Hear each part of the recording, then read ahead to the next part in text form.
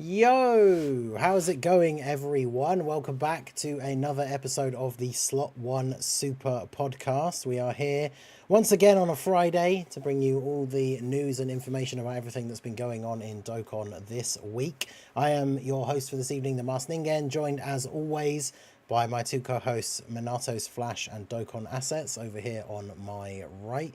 How's it going today, boys? Chilling. Hi, Goku. I know, right? Yeah. Super exciting stuff for both I'm excited for that JP and Global, because of course Global having the best game mode of all time, the World Tournament starting today. I know everyone's very, very excited. Global... No, thank you. Global still at the point of being almost caught up now. We are one World Tournament behind JP. This, of course, being the World Tournament where we got a couple of EZAs that people were very much looking forward to. So, basically, for this evening's episode, we are going to jump in. We're going to talk a little bit about the Global World Tournament stuff, just very quickly, because it's kind of the only thing really going on Global at the moment, apart from a couple of new stages coming out. And then, of course, we will dive into the main event, which is talking about all the UI Goku and all the other Tanabata stuff on JP. So, as people are coming in, getting themselves settled, we'll get through the global stuff fairly quickly. Just a reminder, of course, if you guys do want to help support the podcast, if you have any questions, comments, any shout outs, anything like that, all donations and super chats will be read out at the end of the episode after the Trash Take segment. So, jumping straight into the global stuff. The only couple of bits we got today outside the World Tournament was a couple of new Red Zone stages. Global finally has stage 80 of the normal Super Battle Road, so we finally have the Android 8 support memory, which is the Android 18, which is the Androids and Earthlings permanent buff, which is kind of cool, I guess, if you like running those teams. It's one of the weirdest things about being so behind with that stuff, is like that support memory feels like it came out so long ago on JP, and like neither of those teams are really relevant anymore. I mean, the Android 21 team can be okay still, but yeah, a bit of a waste. The other interesting thing though that did come out today, you guys will have to let us know if you've tried it in the chat how you guys got on. We did get the Harudagan stage of the Movie Bosses 2 Red Zone, which is definitely a fun one. I do like the fact that we talked about in the past, I think, about how when they do cards or events that are relevant to the units, you know, the characters, like lore sort of thing, I think that sort of stuff's very cool. So the fact that Harudagan has the ability in the final phase, you basically can't do damage to him until after he super attacks you, is certainly interesting. So yeah, that's kind of it apart from the World Tournament. So the World Tournament, as we know, been going on all day today. Shout out to anyone that came out to the stream during the day. Got quite a lot of stuff done, but we got a couple of EZAs, and a couple of these guys are ones that people were very much looking forward to, especially after the Golden Week celebration gave us a bunch of buffs for the Majin Buu saga. So the two main ones are really the Tech Mr. Buu and the STR High School Gohan. So I tried out Mr. Buu earlier today. I think he's very good. Minato, in terms of the JP content and considering, you know, what we got from Golden Week with the Buu saga buffs, what are your thoughts on the STR High School Gohan EZA? Now that he's been out for a while on JP. I feel like he's a little underwhelming. I think that, let me move my camera a little down. I think, I don't know. I think he could have been better. I just feel like they didn't give him the respect as much as he could. I feel like when it comes to him, he's like, okay, you know, he's not bad. He's not great. I think he's just a good runnable free-to-play character, but he's not like, you know, when he released, he was like invincible for a free-to-play support character. He's like, you know, 58% reduction is still like a good number, but his defense stat just was like, what, like 300k still or so. So it's just still not crazy, you know. Well, probably closer to like 500k, but still. Yeah, and then there's the he's one of those things. He's on a couple of teams that could have done with some extra support, like Super Saiyans and stuff like that. But especially with the new build for that team with Tech Vegeta from Saiyan Day, obviously he's an extreme character, and Gohan only supports super class allies. So he's an interesting character, but yeah, I definitely agree. Like when he came out, when his TUR Awakening came out, I remember back when that came out. And a lot of people thought he was kind of up there with being like the best free-to-play unit in the game for a while, which was I think it was only really until the Red Zone like stuff started to come out that he was really started to show any kind of age, which was pretty good for a free-to-play unit. And then yeah, Mr. Boo, tried him out today. He's certainly very interesting. Consistently with his rainbow orb changing, I didn't have a single turn in that showcase that I did where he didn't get 4 rainbow orbs, apart from the one turn where I managed to get 5, which I know is very rare based on their placement. So he seems like one of those characters that's very good for the teams that he's on. You can throw him on as like a 3rd slot floating unit, because post super attack, as long as you've got a decent amount of rainbow orbs, he's tanking like most things in the game. And I say tanking, but like he's surviving them at least if your team's on like full HP at that time. So yeah, pretty good. We got the STR Vegeta, who's just kind of the Jackie Chan, who's very meh because he's very much stuck on teams that just nobody runs anymore.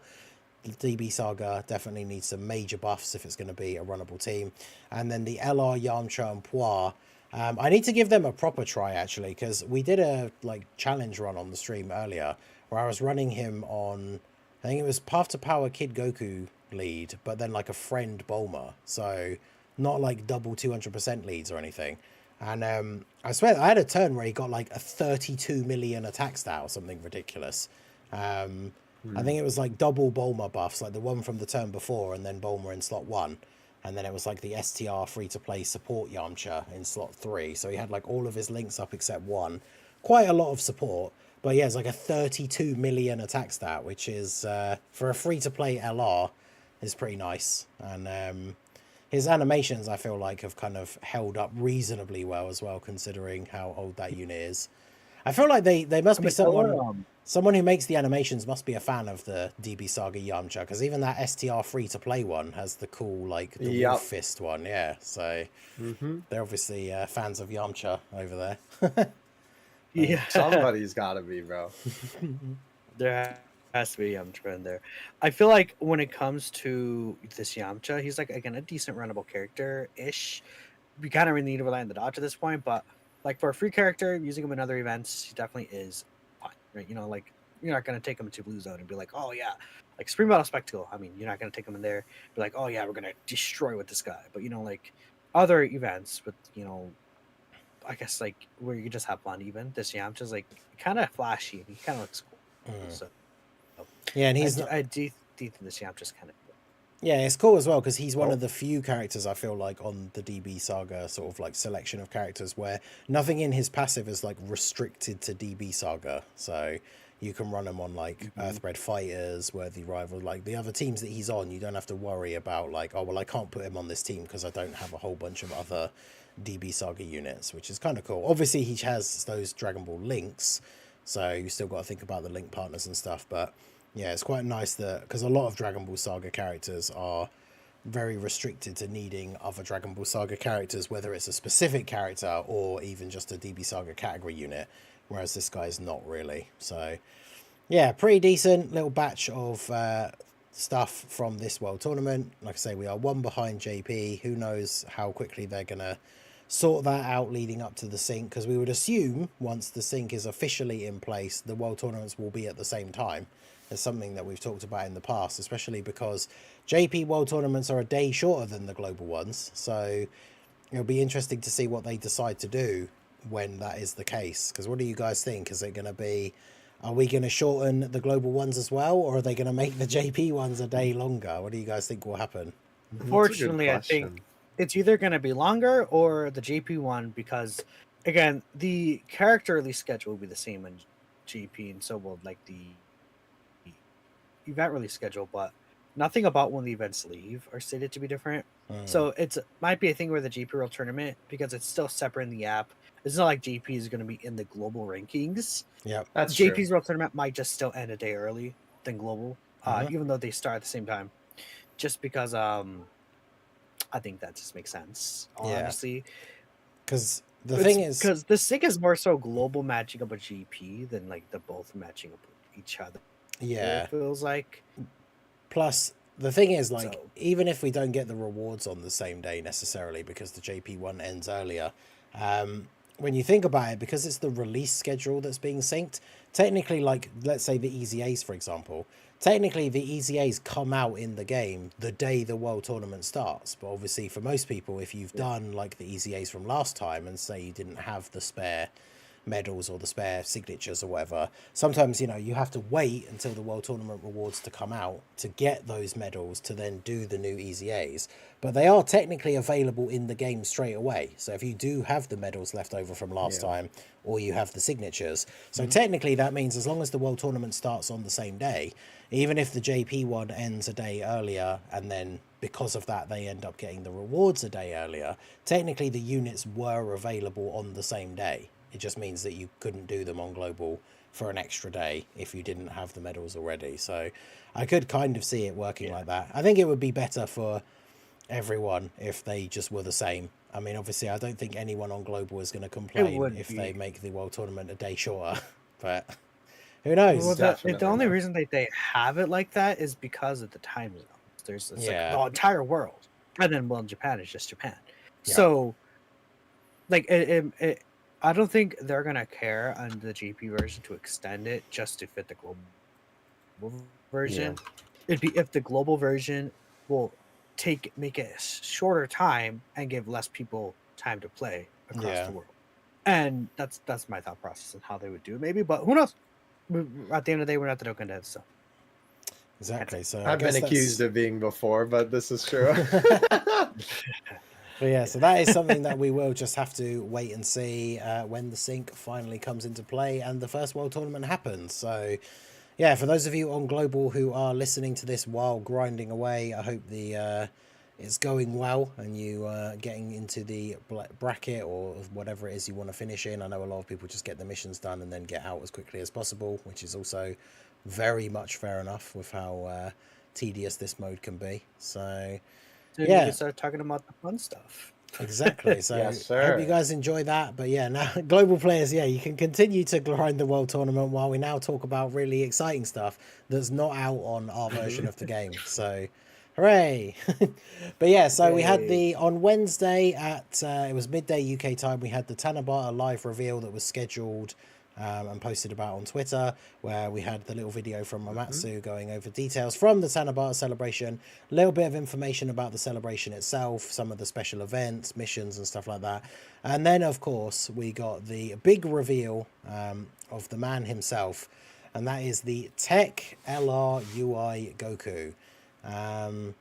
So yeah, I obviously have my thoughts, but I've been talking enough as it is, being the global main for this part. So Theo, I'll start off with you. Tell us your thoughts. Did you watch? I'm assuming you probably watched it live as well, right? The premiere. Yeah, I did. So yeah, just give us your thoughts on this Goku, UI Goku as the pick, his animations, and yeah, what do you think of him? Yeah. So I did stream the premiere. I almost called it a live stream. It's so hard not to call it a live stream because that's just such a brain defaults to. Yeah, because it has the live chat and everything, watch, but yeah, it's just a recorded right. thing. It feels like it is just how it feels, bro. But anyway, so yeah, I did watch it live. The little presentation that Omatsu did was very good for that specifically. I think it was cool what they chose to show. It's definitely good because I think sometimes with those like live presentations, quote unquote, there's some stuff that they can leave out and there's some stuff that they should absolutely show. And I think this is a great example of how to do it. And man, it's so much better than every Legends and stuff that I've ever watched because I swear half of it is just fluff. Shout out to taking a shot at Legends there. But in terms of UI Goku himself, yeah. I'm personally really big fan of Ultra Instinct. I really like it, so I was very excited for this unit. I'm literally wearing a UI Goku versus Jiren shirt right now. So in terms of character choice, I think it's a very, very good one. I've seen a lot of people saying that they think that this is like the hypest choice that we've ever had. for a Tanabata celebration. And honestly, I think I have to agree. It's first of all, it's Ultra Instinct, right? It's like Goku's current pinnacle. So there's that in and of itself. And then there's also the fact that we have not had a transforming UI Goku since the Int one, which I believe was 6 years ago, if I'm remembering that correctly. Which is absolutely insane that it has been that long since we've gotten a new one. And it's definitely something that people have been wanting for a while. And not only that, it's just like having a modern transforming version of the card is so cool. So I think the character choice is fantastic. I mean, the fact that we already hit top grossing should be telling enough that, you know, this was definitely a hype choice because JP already hit top grossing within like hours of the banner being out. Not even that usually doesn't happen because people usually wait for the banner on the 7th of July. Yeah, that's what I was just going to say. Exactly. Thank you, Minato. It's people wait for the banner that has the return of the anniversary LRs. But even before that, we still hit it for this one. I believe not even Tech Gogeta when he came out did that, which is crazy. And obviously Gogeta is super hyped. So yeah, definitely a huge W in terms of the choice. I am very happy too that he is really, really good. It's so awesome having him and Gohan Beast basically be like the pinnacle right now, because how fitting is that the strongest father and son, you know, are at the top. I think that's super cool. In terms of the animations, right? So I did a really long animation analysis video on him. It was like 2 hours long almost.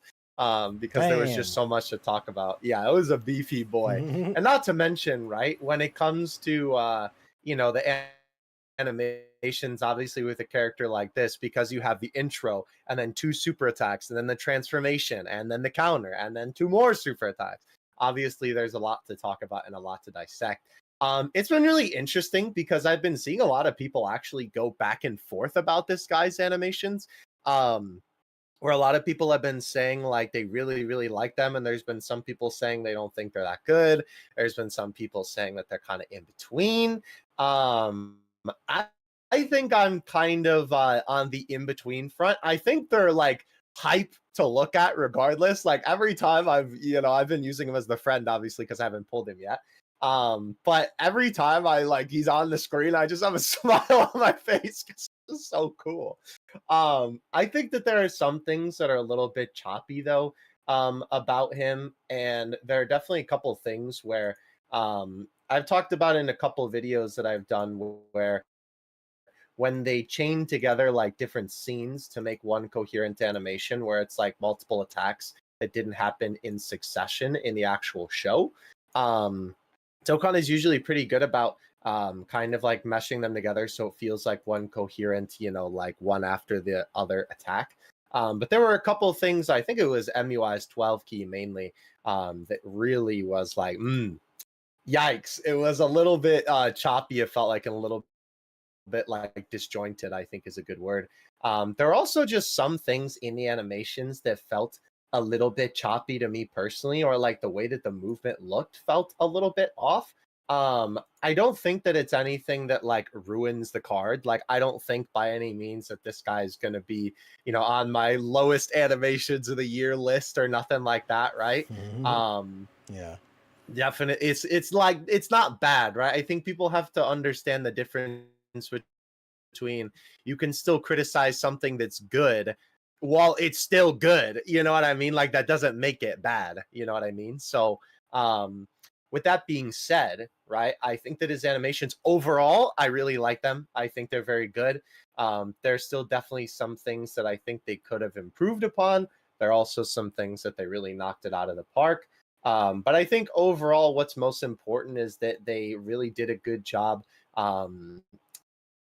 capturing Ultra Instinct as a whole and giving us a unit that I think is a good representation of, you know, both transformations, both versions, Sign and Mastered. And I think that's really what's important when it comes to making these Dokkan cards. If you can like confidently say like this is a good representation of, you know, what we saw in the source material, then I think you got a winner there. So Overall, I definitely like them. I completely understand people's criticisms, and a lot of the criticisms that people have, I do share as well. I know, like, what was so funny is that when I was making that video, looking at them without having the, because, you know, they came out so early in the morning this time, right? Because obviously they came out like right after the live stream was done, or the premiere. Nobody had the like anime versus Dokkan comparison up yet, right? Because obviously it was so early.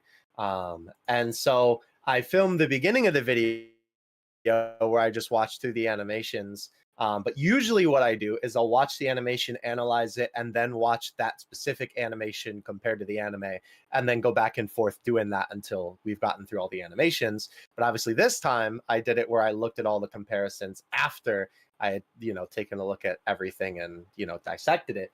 And so it's kind of interesting because, like, I felt like without looking at what the source material was, they were almost better, which is kind of like weird to say.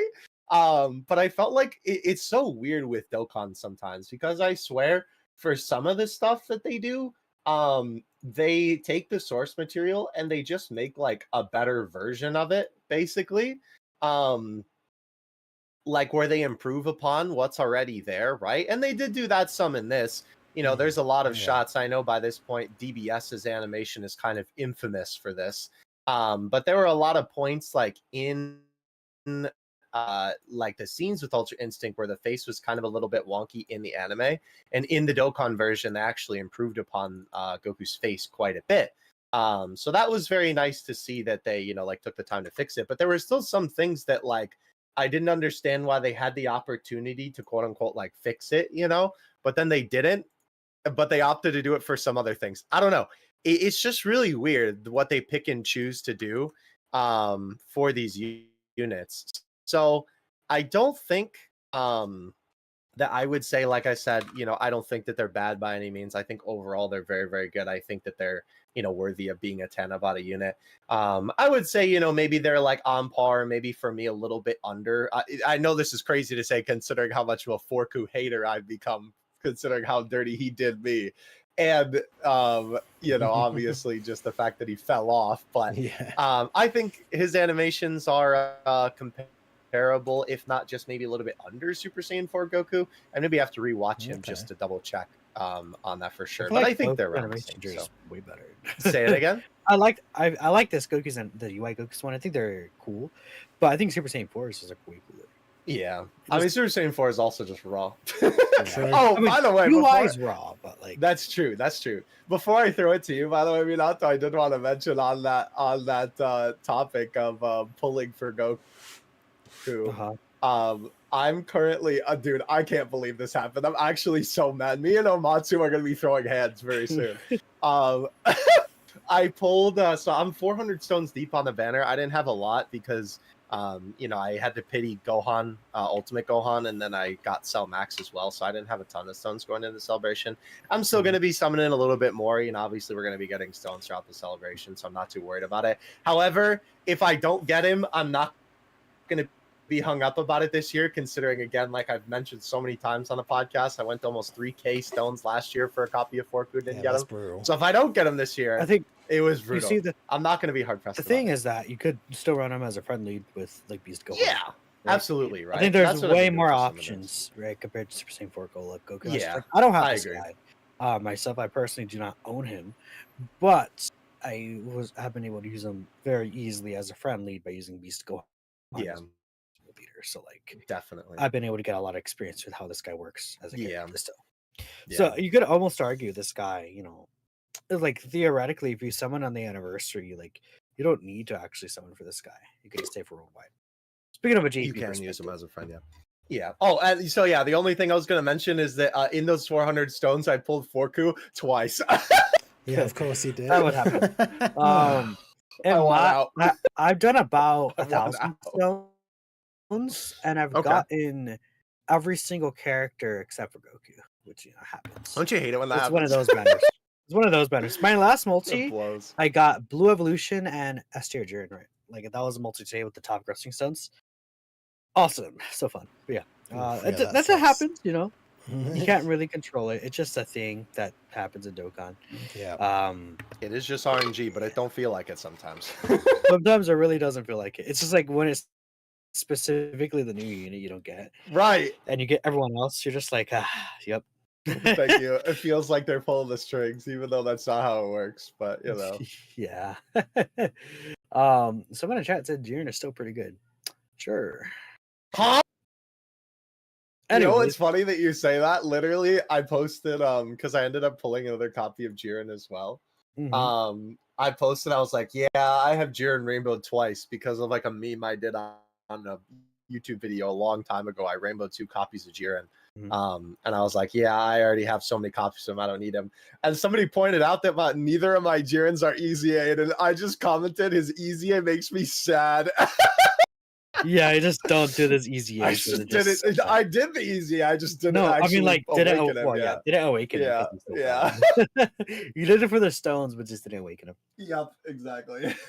No, that's real. We'll take that. Yeah. So yeah, Minato, what Oh, are your thoughts then on this UI Goku? So you've used him as a friend. The big thing I think a lot of people are wondering, especially global players, after seeing the hype for him on release, is of course, you know, there's only 2 real things that happen when kits get released, and that's people either massively underestimate them, or people are like, well, he's the new best unit in the game. And for UI Goku, it was definitely the latter. But what are your thoughts on this guy, just overall, and then of course making the comparison to Beast afterwards? But what are your thoughts on this UI Goku and how he performs in game? I think this guy is great. I think he's a very powerful character. I think, you know, is able to carry you through a lot of the most difficult stages of the game. They just released a stage that like you kind of almost really want to use him for in that Blue Evolution Vegeta fight. We'll talk about that later. But UI Goku himself, again, if you just go down the line, great leader skill, great kit. I'm not really finding issues with this kit. I do like the I guess you can call it like a safeguard mechanic that he has, where when even though he has the 70% chance to dodge when he's UI sign, if he does not dodge an attack, he has 50% damage reduction for the first attack he receives. So, you know, especially I think more so post super than pre super, he gets to like a reasonable, like, I don't know, 700, 800k defense, but that's with 50% reduction. So, again, if we're talking like the first 5 turns before you transform, these super attacks are not usually hitting hard enough that would one shot him. I think the only fights that would kill him still would be like Max and Kid Buu, like these like really tough instant turn 1 bosses, right? I think some of the newer stages potentially too, though. And besides that, after he gets hit, he loses only 35% of that damage reduction, but he gets guard. So after he loses like that first attack that he receives, he still has guard now and 15% damage reduction. So even if he doesn't dodge, he has some like mechanics that will allow him to live in a lot of other situations where, let's say, obviously, if it was just a 70% chance to dodge character, he would not have any of those mechanics. So I think that is probably the best thing they could have given this guy as a dodge character, where, you know, we all know like the memes about STRUI and HOUI, them not dodging and then you just get one shot. But this guy's not like that. At least not nearly as much like that, right? Which is really awesome. Does pretty decent damage. He is supporting the entire rotation on his super attack effects too, right? Both transformed and pre-transformed, right? Pre-transformed, he gives 30% defense on his 18 key super, which is very useful to the entire rotation, right? I definitely do like that quite a bit. Now, I think the one biggest issue with this guy specifically is his condition. Because, like, you know, again, he's good when he's pre-transformed, but he's not like best unit in the game pre-transformed level. You know what I mean? It's when he's transformed that it becomes that major realm of like best unit in the game, right? Realm of gods, you might say. Yeah. Oh, I see what you did there. Sorry, I couldn't help myself. The issue with this guy is the fact that his domain is the same as Adriel Broly's. 5th turn from the first appearance. And, you know, it's same as like the Blue Goku and Vegeta during Worldwide or Fusion Small Suit, where it's from their first appearance, not the start of battle. So that means that if you get this guy like in slot 7, you have to wait until like turn 8 to transform with him, or if you and even like turn 1, you still have to wait to turn 5, etc., etc. Actually, if you just slot 7, you have to wait until turn, I think 7. Yeah, not 8, but still.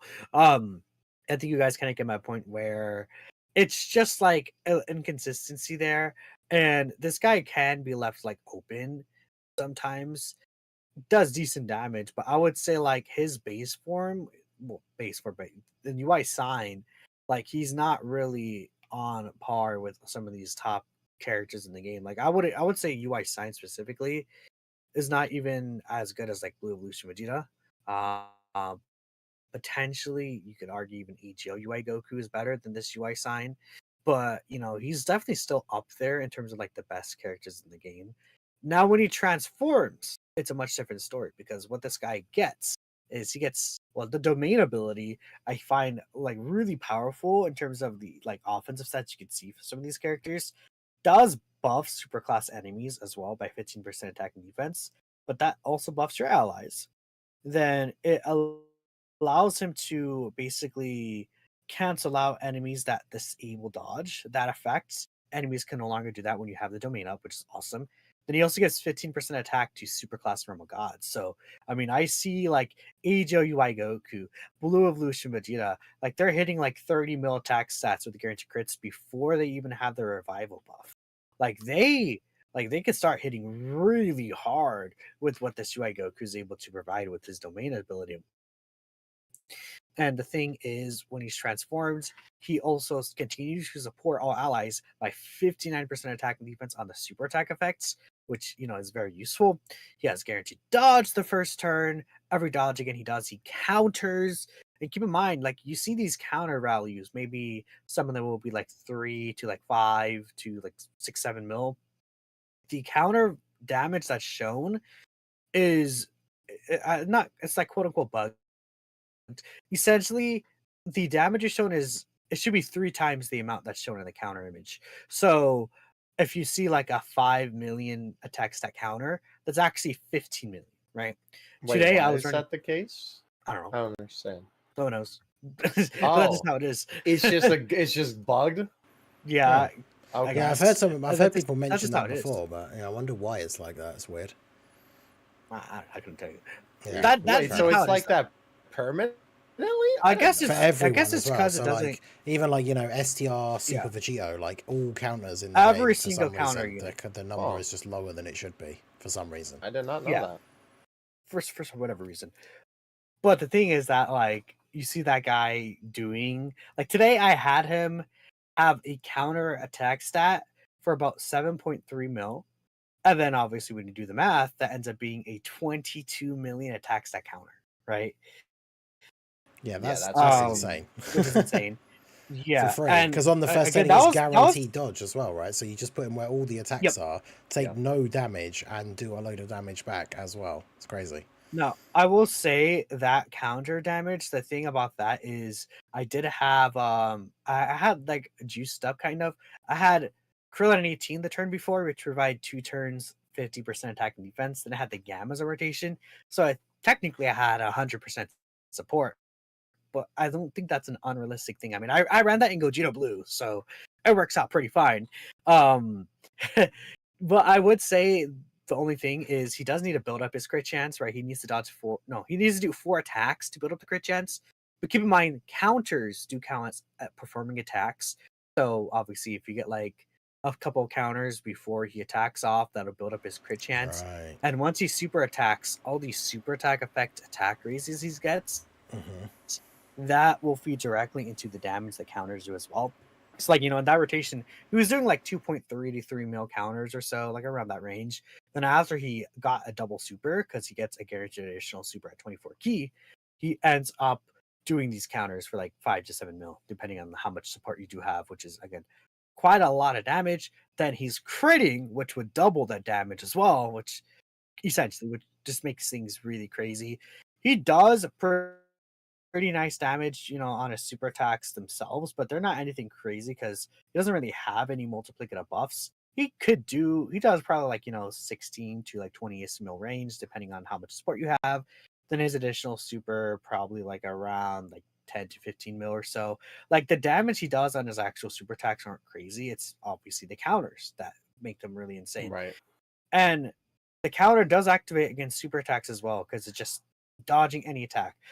So you could dodge a super attack with your either guaranteed dodge or when you build up the 77% chance the next turn, right? And then you just counter the super attack as well, which is, it's fair. 'Cause it's like a guaranteed counter. You just have to dodge, essentially, right? Yeah, with a that's 77% chance. So Yeah. good. That is crazy. And even beyond that, he still has the safeguard mechanic that he does pre-transforming, but this time it's 60% reduction the first attack you receive. Then after that, you have guard with 20% damage reduction if you would receive any further attack. So again, he also has that very similar kind of safeguard kind of mechanic, which is useful. If he gets lower HP, he does also give himself 20% extra crit chance, 20% dodge, and a 91% attack buff. Essentially, that means he has a 97% chance to dodge. No, actually, 97. That's crazy. that's not right. My bad. Because it would be 97, but it's unfortunately a separate chance to dodge because the fact that one is start of turn, but then the dodge he built up to 77%. That is with each attack before him, so that's a separate phase, unfortunately. Gotcha. But it's still 77%, then you have a separate 20%. But he gets 91% attack start of turn as well, which again really help out with the counter damage can do. Anyways, it's like obviously you see it's pretty much just like what the anime is. Pre-transformation Ultra Instinct sign, he's like good defensively. But it's like, you could really feel the offense missing compared to I think a lot of these top tier characters. Then when you transform with them, he's like insane damage, like best damage in the game potentially. Like this guy's like one turning these final phase bosses very easily, just soloing by himself. That's how much damage he's able to do in so many different scenarios. And That's again, crazy. keep in mind he's supporting in slot 1 as well. So it's just very nasty, very, very nasty. And I like this guy a lot. I think he's a very fun character as well. In terms of, again, I know you guys wanted me to compare him to Beast Gohan. In terms of like, okay, who's better between this guy and Beast Gohan? I think that when you transform into UI Goku, he's definitely feels like the best character in the game. Like, but that's him when he's specifically transformed. I think if we consider the difference between UI sign and the fact that you're going to have UI sign, I think for a good majority of the fight in many, many situations, I would say Beast is better, and I would almost even say Cell Max might be better as well. But this guy's definitely like top 3 level. I feel like I would overall say he's better than like Blue Evolution Vegeta, HOUI Goku, Blue Gogeta, right? That kind of level of characters. I feel like Beast and Cell Max are kind of like in a similar tier, whereas Beast is definitely better. Then I feel like this UI Goku is also overall in that same tier. Especially again, because once you transform, he actually is, I feel like, better than Beast probably when you transform. I guess one last thing I didn't mention, the first turn you transform with him, he also does give all allies 10% chance to dodge, which is not really a great protection mechanic, but you could get a clutch 10% dodge chance that he gives to all allies, right? Yeah, it's Or fun. again, if you're a character like, if you're like HOUI Goku, you go from a 77% chance to dodge to an 87% chance to dodge in that turn. Or if you're running like, today I had a run where I was running Physical God Goku as a floater, then he would have a 70% chance dodge right there, right? So I think it really helps characters who have like relatively high chances to dodge built in already. It just makes them even. So that 10% that he gives is additional if yeah. they have dodge already. Yeah, because that would be start of turn, right? Again, it depends on like if the dodge is start of turn. If you're like a character where like, oh, when I'm attacking or after I perform a super attack, I get a 50% chance dodge, then it would be separate. Yeah. But if you're like someone who's like, oh, I get dodge when collecting orbs, or I get dodge start of turn, or something like that per ally in the team, right? That 10% would add on to that. Nice. Yeah. So I mean, like for again, HOUI Goku gets a 87% chance dodge on that rotation when you first get the domain up. So really good. this guy's incredible. I could like talk about how good he is all day, but yeah, I guess I will say I do have some showcase videos on the channel of him at 55%, Blue Gogeta, and I think tomorrow I'll have some videos out like with Cellmax, Kid Buu, and stuff like that. So fun. Yeah, it definitely seems like he is very, very good. I definitely was impressed when I read his kit. I've said before, like, I'm not... Tournament of Power is not my favourite thing, but there are certain things from it, like and Ultra Instinct is one of them. Like, all the Ultra Instinct stuff is hype. So even for me, like, watching the live reveal thing, it was very exciting. I very much enjoyed seeing all of his animations and stuff for the first time. I do love the fact as well that we kind of didn't mention, but we were kind of expecting Dokkan to... I think they did this last year with Super Saiyan 4 Goku, where they had a thing scheduled, like a premiere or something, but then they still tweeted out like a teaser type thing. And then they didn't, but they didn't do that at all this time. So we basically went into the premiere, but essentially, I mean, there were some hints here and there because of like some of the missions upcoming and things like that. But like realistically, we had no clue like what it was going to be before it was actually announced. Because Dokkan does like to make, you know, it could have been anything, even with the hints with some of the missions and stuff. It still literally could have just been anything, and they could have, those missions could have just been coming out late for the Universe 6 EZAs for the Rosé celebration or something stupid. But like, it's just so cool not knowing what it was and seeing, because especially as well for, I mean, all of us, right? I know Truth was streaming with Goresh, who was kind of translating things on the fly and stuff. But like for us, those of us who don't understand what he's saying, you know, while we're just seeing what comes up on the screen, at first obviously we didn't necessarily know, unless there are words that you could pick out yourself, like didn't know that he was transforming. So like you see the UI sign, you see some of the animations, and then we saw the animation where he transforms into the white hair UI as well. And then obviously the like we could see from the card art straight away that he had a domain. But yeah, just seeing all of that stuff live without we were able to see from the card art that he did have. Go on, sorry. Well, yeah, he has the UI Goku in the background. Does the animated art actually change to the white hair one then in the background? Because I can't. It changes to you know the scene when like he first gets MUI and the hair gets like super bright white. That's what it changes to. Right. So it's not like the UI like silver hair. It's like when it's the blinding light and then the light dissolves off of his hair. Nice. But yeah, just seeing all of that like coming out like live, quote unquote live. But no leaks, no teasers really or anything. Like, super good. So I know it's ironic. Like, it's the best thing. It's ironic because you know me being Dokkan assets. Technically, I'm like, I don't know if I would call it leaking the game's files, but I feel like it's kind of, but not really. Because at least by the time they put the stuff in there, most of the time they already have revealed everything. Nowadays, it didn't used to be that way. Yeah. But I'm glad it is now. But I think it's kind of funny because it's like even me who data mines the game and like, you know, obviously post the assets and stuff like that.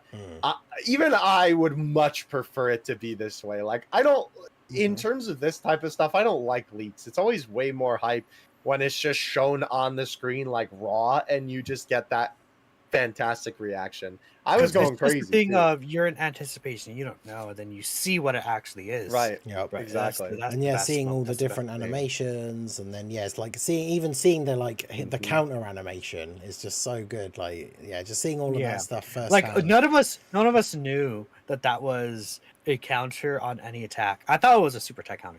Yeah, same. Yeah, and then it's because like, you see every attack. Yep, literally. Just so like, what? super good, very exciting. So yeah, not to mention the KO screen. Oh my god. Oh yeah, okay, we got to mention that because they showed that specifically at the end as well. Yeah, the KO screen, because it's the pose from the classic poster, isn't it? Although obviously in the poster he just has the UI sign hair, but it's the that classic back to the camera like pose as the KO screen. Very, very cool. Definitely up there with one of the best KO screens, I think. So very exciting. Absolutely.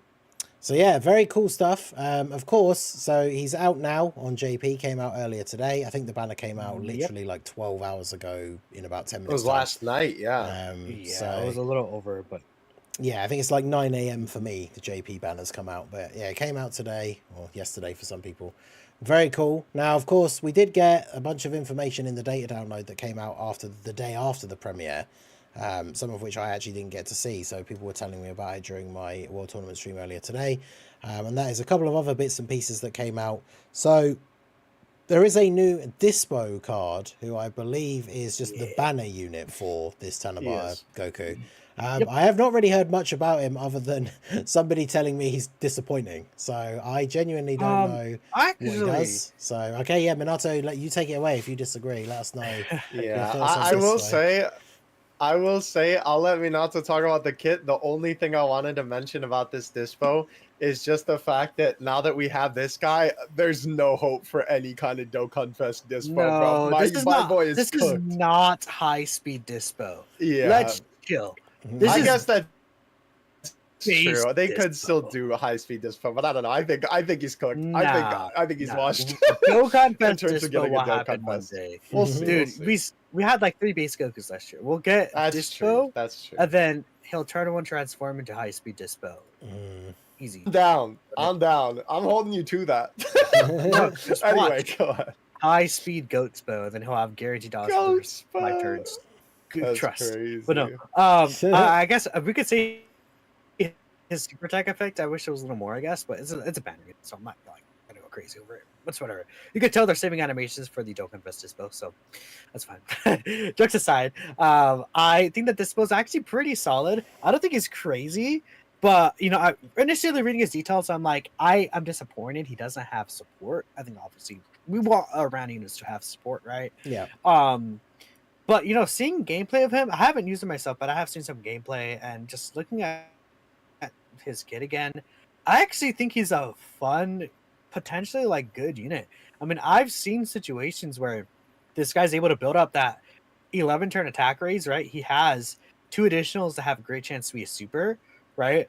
And then I've seen many situations where this dude is like doing triple like 13, 14 mil attack stats. He's doing like 4 of those in the same turn. Keep in mind, with each super attack he does, he builds up 11% crit chance for the rest of the battle. So eventually he can start getting guaranteed crits on those super attacks. He has a high chance to dodge. Then with each super attack, he also has a separate 11% chance to dodge. So you could see this guy, having basically almost 50% separate procs to dodge attacks, which is really cool. Okay. He does want to really be in slot 3, but I honestly, he's not bad at all. I think him and Topo could actually potentially make a pretty interesting rotation. I do think that this Dispo seems like he's a nice unit. Again, the only thing I'll add is make him do, I don't know, key 1 and 30% stats to tournament participants, then another key 1 and 30% stats to universal, and then like buff the part 2 LR Jiren or whatever. Like just sub support, I think would be awesome. Yeah. It very much seems like this Dispos came out for a Jiren, and then I assume Topo as well. I meant the other way. For like Topo, and I assume he's gonna work well with. Again, my bet is part 2 LR is gonna be Jiren. Yeah. We could talk about. I feel like that would be a foolish thing not to think it's gonna be him. I mean, it's like I would be shocked if it's not Jiren, to be honest. Yeah. Who else would it be? I don't know. People really want that Kefla. A lot of people have been talking about Hit as well, but I mean that's the thing. The Tanabata format has pretty much always been like the 2 characters that fought each other, right? So with this, all of this stuff kind of. I mean, basically from Goku versus Jiren, it's last year was Omega. Right? Yeah, that is true. That technically was Baby, yeah. So that's why people are bringing it up. But I mean, I think there's so true. much going around Jiren that I assume it's gonna just end up being Jiren.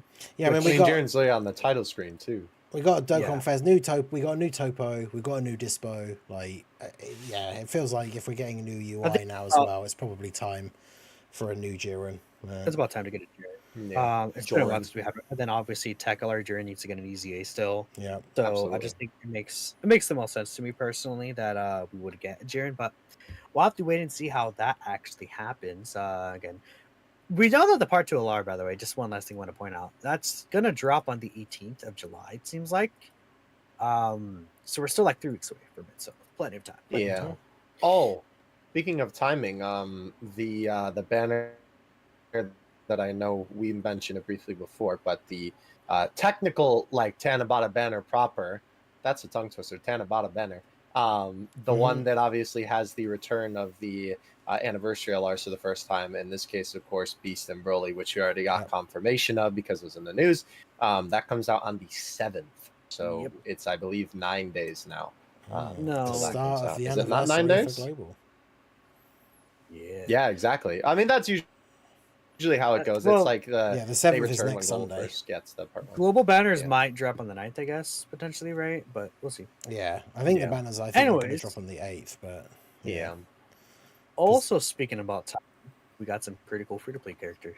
We did. That was a fire transition. You should be proud of yourself for that one. Right. And here they are. So, I literally we got just the free-to-play. So it's the physical hit, which, funnily enough, reminds me going back to like when we were talking about Rose and the whole like JP getting stuff that came out on Global first, but then getting extra things, because that hit was from a story event that came out when Hit came out on JP that didn't come out when Hit came out on Global. This is that physical SSR hit that's like the art of him just like walking. And then you could farm a super attack. You could farm a super, but you couldn't on Global. So he's getting his awakening. We've got the free-to-play Namekians as well, the tech guys. People have been waiting for ages to see whether they would get an awakening. And then the free-to-play farmable STR Champa as well. So, yeah, I haven't really seen the info on these guys yet. Again, I only really found out about a lot of the extra stuff alongside UI Goku today when we were talking about it. People were telling me about them on the streams. So, I don't know if... Theo, I don't know if there is much to weigh in on in terms of their animations being awakenings for free-to-play units. I don't know if they did give any of them there is a little bit extra, There is, surprisingly enough. Okay. So, unfortunately, everybody except for Hit shafted. They didn't get nothing. But Hit himself actually did get a new SA, which is pretty cool. He got a new super attack, which is basically like, you know how we've talked about in the past for when we've gotten those super strikes, where it's kind of like a modern version of the classic super attacks, sort of. That's kind of the sort of thing that they went with for the Hit, where it's like, he's a little bit farther away from the screen, but he's still, still pretty nice looking super. There's a good close-up shot of him, basically like with his fist getting right towards the screen. And because he is a free-to-play UI Goku, basically, and he does the same thing where he dodges and counters, he also got a counter animation. Okay. It's pretty cool, actually, because they basically have like, how when he's moving super fast in the like the stop time, he like blurs, but his eyes are still red. That's what the animation is for the counter. It's pretty cool. Again, it's definitely like free to play status animations, but it's cool that they even gave him anything, because they could have just like not done that. So I'm glad that they gave him something. So definitely, it's always nice to see, right? Because it's like, it's a type of thing where it's an unnecessary thing, but it's always appreciated that they put in the effort for it. So W. I think his animations are pretty nice for free. They're pretty good. Yeah, we'll take them for sure. Yeah. In terms of his kit, though, I think Hit actually is a pretty nice free-to-play unit. Which is really funny because he has the counters. I've seen people say he's the best Hit. I have unfortunately not been able to use him yet. I just finished farming him.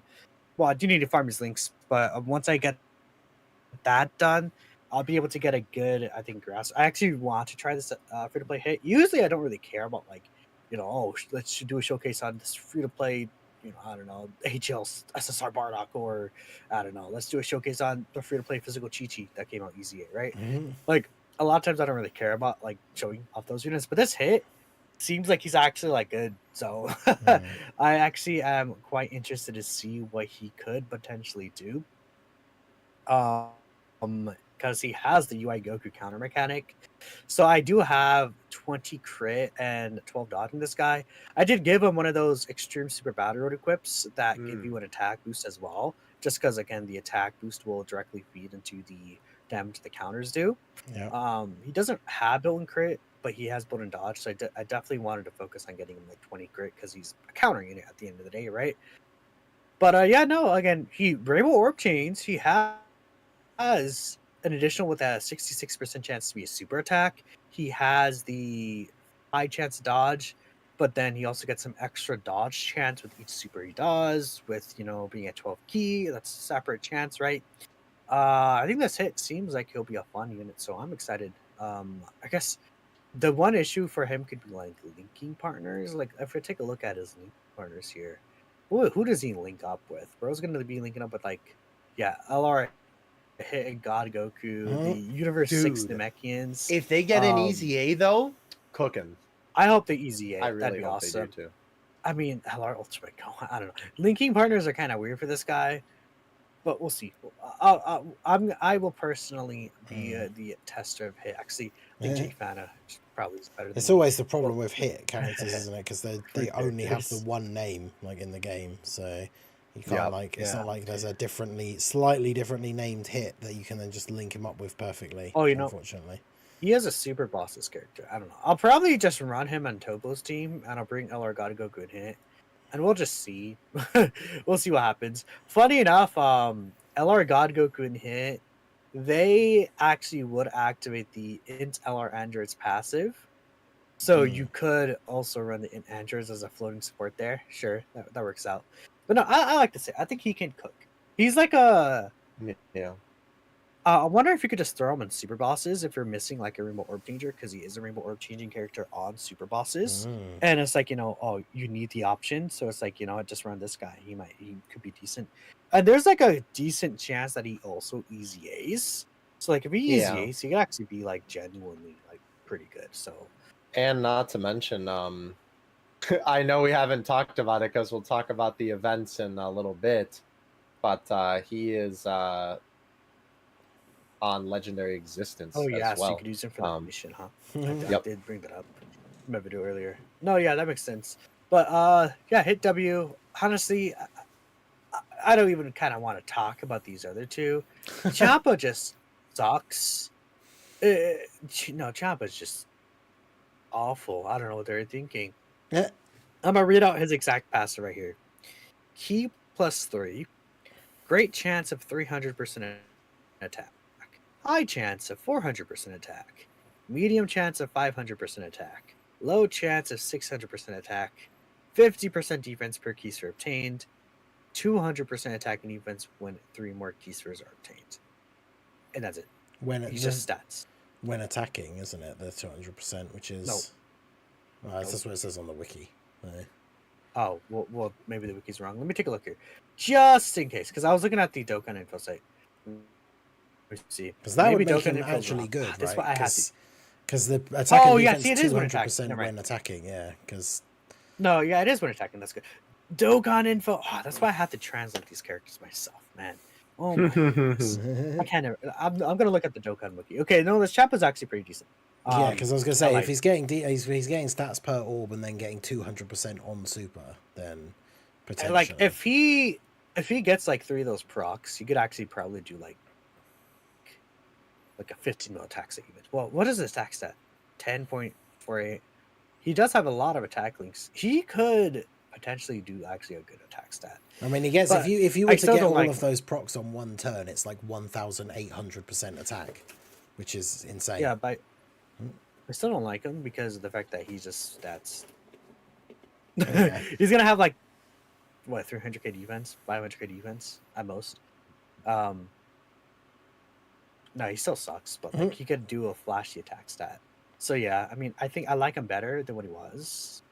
But I could see him reaching like 500k defense ish or so, depending on how many orbs you get. If you get like 10 orbs, that's 500% defense and then 200% when attacking. Could potentially even be like 700k. We'll see. I will personally test him. Now we'll have. I don't know. We probably won't talk about this guy next week, but probably not. He's better than I thought he was. So there you go. At least there's that. For bringing that up. What about the Namekians? Yeah, these guys. People have been waiting. I honestly kind of forgot about them. I'm not gonna lie. I think that they might be decent because they do have guard. They just need all allies attacking in the same turn to be U6 and Namekian, which is a bad team. But at the end of the day, it's a free-to-play character. So again, I'm not like gonna think about I will use these free-to-play characters in the hardest events. Yeah, I'm gonna think about them in like maybe even some red zones, but like not like Supreme Battle Spectacle. I think like the Cell only Max or something. difficult, well, quote unquote, maybe difficult for them, maybe not that difficult, is like the support memory stages. They're only hard because of the units that you're allowed to use. You know? Yeah. But I would, because like free to play U6 could actually be a good team. Yeah. Again, if you have a full Universe 6 team, they essentially would get 7 key and then 350% attack and defense. They would get 100% when attacking, and then they get 30% of their super attack effects. They have an additional with a great chance to be a super with Universe 6 category ally in the same turn. So like they could potentially be a decent free to play character as well. Honestly, none of these guys are really bad. I think Champa's the worst though, because like he doesn't have any defensive mechanic. But he's like probably is he better offensively than Hit? If Hit gets like a lot of counters, Hit might still do more damage. But Champa can do one big attack stat, which is cool. I think they're all cool, I guess, at the end of the day. I thought Champa sucked, but no, they're fine. They're fine. Good job. Dokkan. All right, well, there you go. So yes, sir.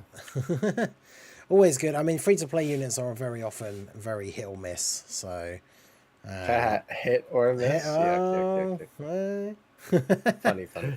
But yeah, it seems like I mean that's the thing. Like you said, is you're not necessarily free-to-play units can still be somewhat decent. It's not. You're not just we shouldn't necessarily rate free-to-play units on like I'm gonna take them up against the hardest boss in the game. But of course, things where they add missions, which is again something we said we're going to talk about after this when we finish talking about all the units. Sometimes these guys being available as options can be helpful. But yeah, the Hit seems really cool. I'm going to have to check out his animations afterwards. And yeah, I've got mine because obviously it did eventually come out on global. So I do have the unawakened versions rainbowed, but yeah, I'll have to check out his animations and see what he is like. So the other thing that was actually mentioned during the Tanabata premiere, and they even did give out the details during that as well, is one of the big EZAs that's going to be coming up as part of the Tanabata celebration, which goes, of course, perfectly along with Goku and buffs to the Reps of Universe 7 team. And that is, of course, these guys right here, the LR Team Universe 7. Well, it's technically isn't it like Android 17 and then Team brackets Team Universe 7, but it's like the SSR and the TUR is just Android 17. But yeah, these guys, their EZA was announced and they did talk about their details on that premiere. I know a lot of people are speculating that we could potentially see the EZA for the physical 17 and Golden Frieza as well, because obviously these guys came out at the same time. Hope so. Well, they need it so bad. I feel like 100% because they're on the I was just gonna say, because there is a banner similar to that banner that they brought out for like Tech Go Tanks that had just like basically all of the main featured characters were all the characters that were EZAing. And yeah, I was gonna say someone did say that they have shown that banner like teaser art thing, like just the little small one. Oh, it's already out in the news. Oh, is the banner actually out? It's been out. Okay. It's on so the banner is out already. Because they do that, don't they? They did it with like the Rose one as well, right? Where physical Goku Black was on that banner, but he didn't actually have his Super EZA yet. So the banner is out. They're featured on there, so they're probably going to EZA as well. But yeah, these guys are getting their EZA. I don't know if the date is the EZA is not out yet, is it? The wiki doesn't list the date of when the EZA comes out. No, it's it's like 3 days away. I think. Okay, here, hold on, let me look. Yeah, 3 days. It should be on. Okay, there you go. It's on the 4th, the 2nd. Sorry, the 2nd. Okay, so not far away.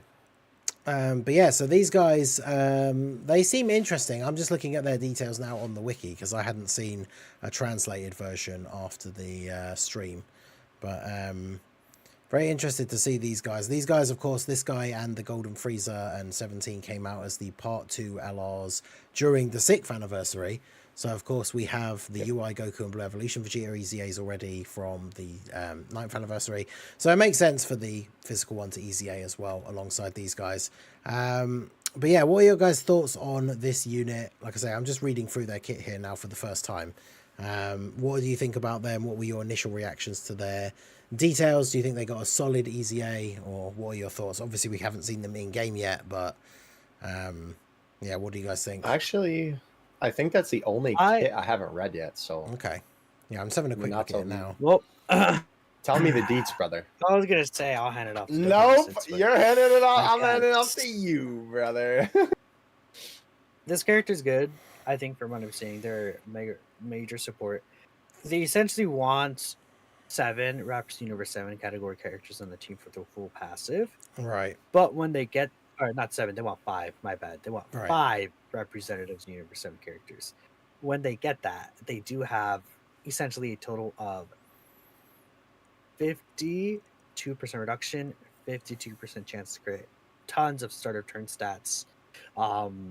Then they get the multiplicative stats, right? 77% attack and defense when keys 17 or more.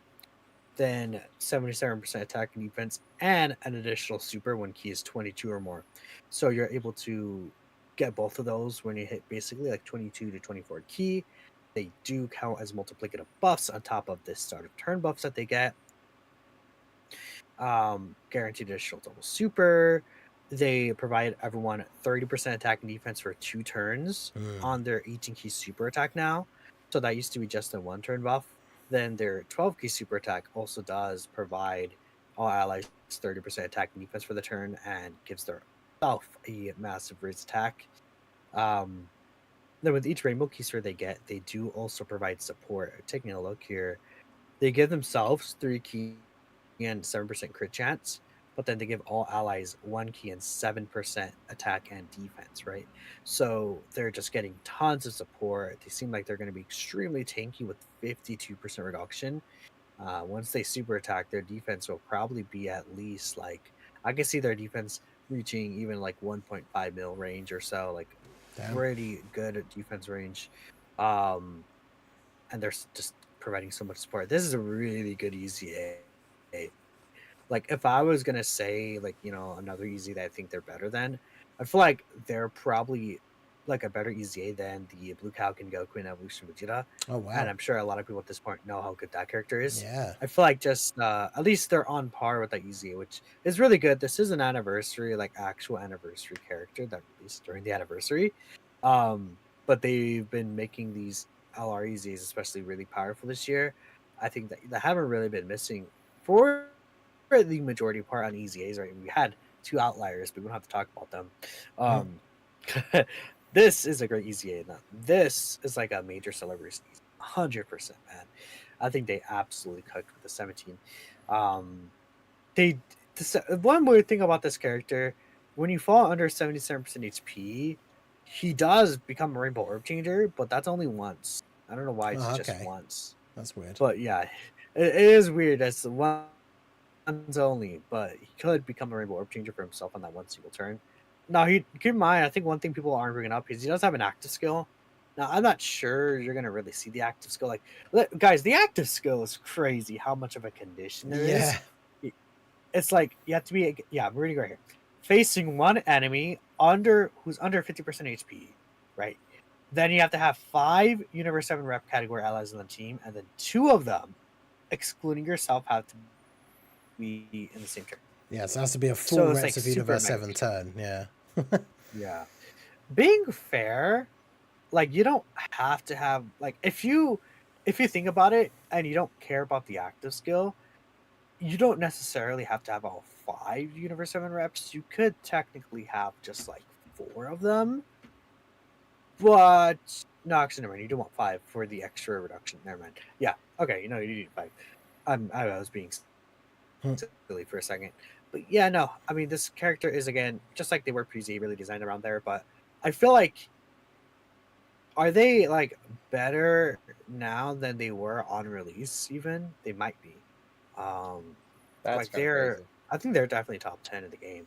Like, range. Yeah, because, I mean, the universe, the thing is, it's like the units from the 6th anniversary, especially these guys, the reason why they aged as quickly as they did was because the team itself, like, they need all of those allies, and the team itself became essentially aged out, whereas now, you know, you've got the new UI Goku, you've got AGL UI Goku, Int Blue Evolution Vegeta, Physical Kaioken and Blue Evolution, and then you could throw on like the Int Androids with their support, and then this guy, and you've got a full reps of Universe 7 team, and like 5 of them are these crazy LRs. Like, yeah, it's pretty. I would say a lot of these characters are like gonna age better now post EZA than they did pre-ZA as well, right?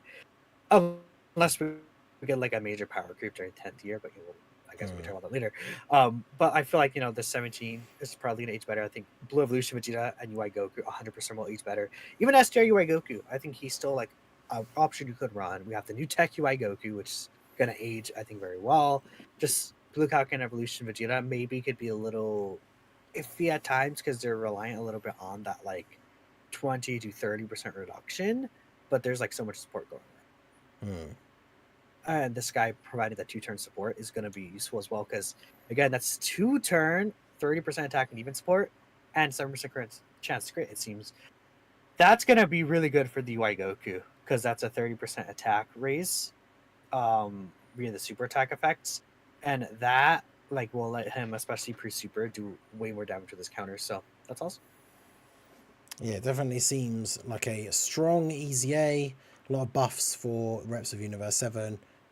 Theo, what do you think about these guys in terms of how well their animations have aged? Because I remember when they came out, I feel like people were a bit on the fence about their animations. What are your thoughts? Yeah, they're so I think that they're not like bad, right? They're certainly not the worst aging. However, you can definitely tell that they've aged. It's one of those characters that you look back on and you're like, yeah, this is definitely a little bit of an older unit. I think that it would be cool if we got like a new version of this, because obviously it's kind of like a combination of the Android Shield Punch and then obviously the like all the Universe 7 members attacking. I kind of wish that we got like a new version of this card, because I definitely think that we could. But I will say one thing I think that helps cards where like they're a little bit older, but their animations like, aren't maybe as like up to how we have like the modern standard of quality, is that if it's something hype like this where it's all the like members of Universe 7 fighting together, sometimes that kind of like, I don't know, I feel like helps people's perspective, because it's like it's just a cool card, right? Yeah. So I don't know.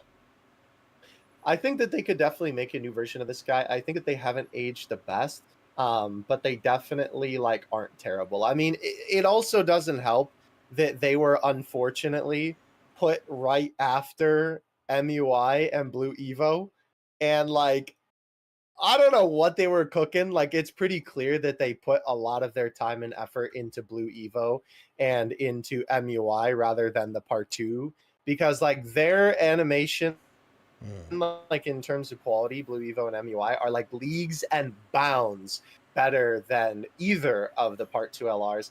And I mean, I would even say that like MUI and Blue Evo, obviously we've been seeing them a lot more recently because they just got an EZA. I would say that their animations hold up extremely well to today's standards.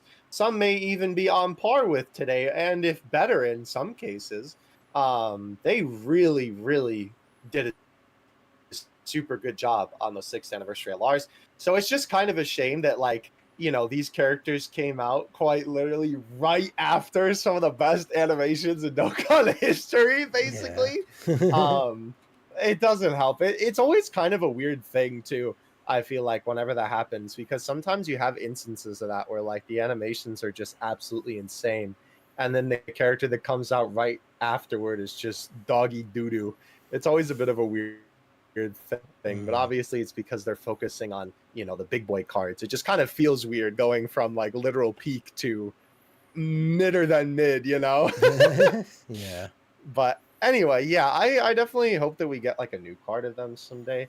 But I don't think that they've aged the best, but they're definitely, we're not talking like Gen 1 Kamehameha from SR Goku, obviously. Yeah. So, yeah, they're still watchable, right? You don't look at them and go, but yeah. So I'm excited for their EZA. I do hope, like we said, I mean, we're kind of assuming that Golden Frieza and Android 17 are probably going to get one. I mean, it really only makes sense considering they're also on the banner. So it'll be nice. I mean, I know too, like even when those guys came out, they were so much worse than Team Universe 7. So I'm hoping that their EZA is actually really good, because that would be definitely super exciting. And then that would be kind of cool too, because that would mean that all of the Universe 6, right, like LRs from that Annie have an EZA, and the Blue Evo and MUI are also available right now on the Tanabata banner as well. So 6th anniversary part 3, I don't know. But it's just cool that, you know, you could get them all, and they're all like, you know, EZA-able. So yeah, definitely very excited for that. It's kind of crazy to think too that like we're at that point where all these characters are getting these EZAs. You know, and then like in, you know, like basically like what, like half a year, maybe a little bit more, we'll be getting the 7th anniversary characters EZA, which is kind of insane to think about. That God Goku and the Super Saiyan 4s. That honestly like blows me away that that's like about to happen. Like that's not even that far fetched, because I know we talked about that you know, as like a community a long while ago. Or like, oh my gosh, can you imagine when those guys get an EZA? And here we are. Yeah, it's like 6 months So, away or something. Like, yeah. Yep. Which is kind of insane, honestly. But and both versions this time, so that's cool. I know, right? Since no, they'd have to try really hard to fumble those EZAs that they don't become like 2 of the best units in the game, because their base kits are so good, like as they are already. Yeah. You imagine they give, I think someone mentioned it in one of the streams that I did the other day. It's like, imagine they increase their guard to like 3 turns and make them have like greatly stacking. I mean, I feel like that's what they're going to do. Like they're just going to go crazy. Well, I'm not sure if they need to give them greatly stacking, but I think they'll increase their guard to 3 turns. I think that's one of the biggest things that they could do to help them, because that's really like one of the biggest reasons about the biggest is one of the I can't speak. One of the biggest uses with them pre-EZA is that like turn 3 they were in massive trouble, right? We obviously realized that like when doing Broly and even Omega Shenron, right, their turn 3 could leave you in a lot of situations open. But I think that now with like a turn 3 guard, they could be pretty good. So I mean, that's just like speculating like months in advance still. Hopefully they do that. See what happens. Yeah, definitely very exciting. So, yeah, those are the units and EZAs and Awakenings and everything that we know of so far for the Tanabata celebration over on JP. Now, obviously, there were some events and stuff that came out today as well. Now, the main one that I know about that everyone's been talking about is obviously the Reps of Universe 7 Supreme Battle Spectacle. I'm not sure if there was anything else that dropped that you guys wanted to talk about. I hadn't seen much of the JP news before today, so I know that's the big one everyone's been talking about. I don't know if there were. I mean, obviously, other than I guess the story event, I imagine must have been updated for extra stages. For hit, to awaken these free-to-play characters. But no, in terms of big events, they just added them to the stages. Yeah, they added the medals and they increased the drop rate. Right. But we got missions where it's like you use them. I think you want to use them in an event, and then you get stone for having used them. So sure. Same with the battles. They added a mission for that too. Okay. But yeah, so the Supreme Battle Spectacle, they announced when they talked about it in that Tanabata stream that the difficulty was going to be at the level or even potentially higher than the anniversary. We all wondered whether that would be, you know, are they just talking about the last boss? Is the last boss going to be harder than Blue Gogeta? But from what I've been hearing, the stages are quite tough, even right from the start. I know, Theo, you were saying before the stream you've actually played through them. Give us your thoughts on these new stages. So it was really funny. I don't know if you saw my tweet about it, but I was like, all right, you know, obviously being, you know, Mr. Superhero fan, I was like, let's run, you know, like the crack team just for funsies. You know, we'll run Beast and MUI and, you know, the Gammas and Blue Evo and all that. And the Gammas got hit from Roshi, right, on the first stage. Your screenshot? Yeah, that was my screenshot for 900K on a normal. I was like, whoa, okay, Roshi locked in. That's on the Gammas is who we hit. Did you get your 3 attacks?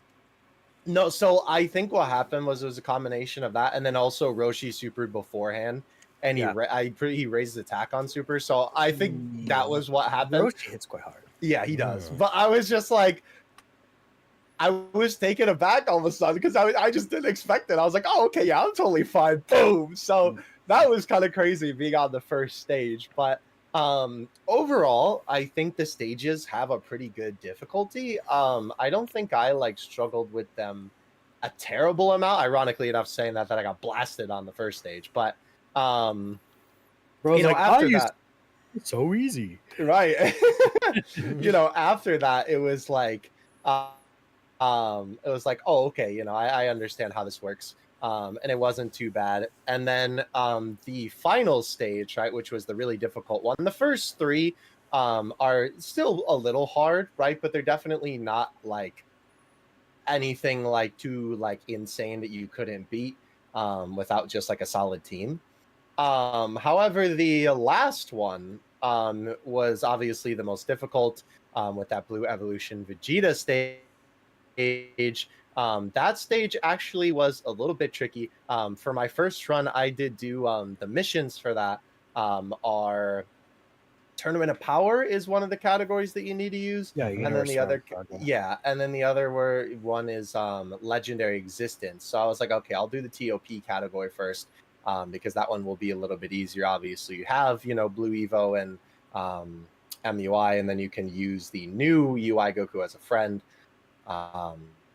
So, it's not too bad trying to take down that stage with, some of those characters. But you definitely, I don't know. I think you would be there for a really long time if you were actually going to do it.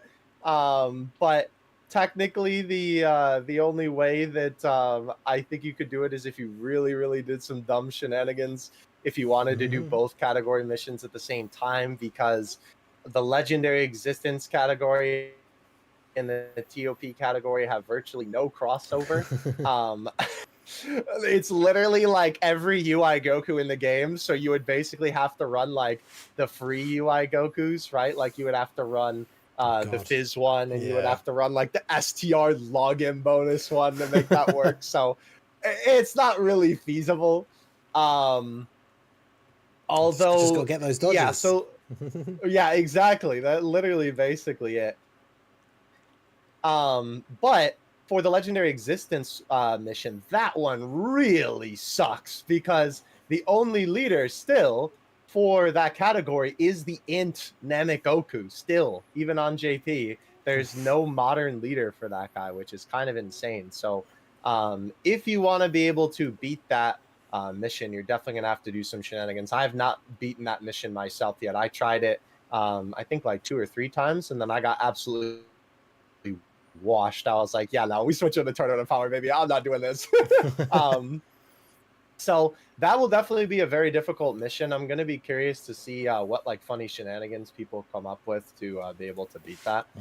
Because I think that that'll certainly be an interesting one. I'm sure somebody will find some cheese, because I swear every single time that happens, there's always some kind of, like thing that people do to be able to beat it. That's like, oh, I never would have thought of that in a million years.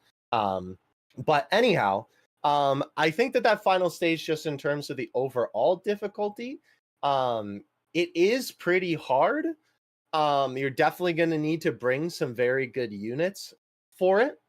I've been seeing some people saying that they think that the difficulty is like more difficult than the anniversary content.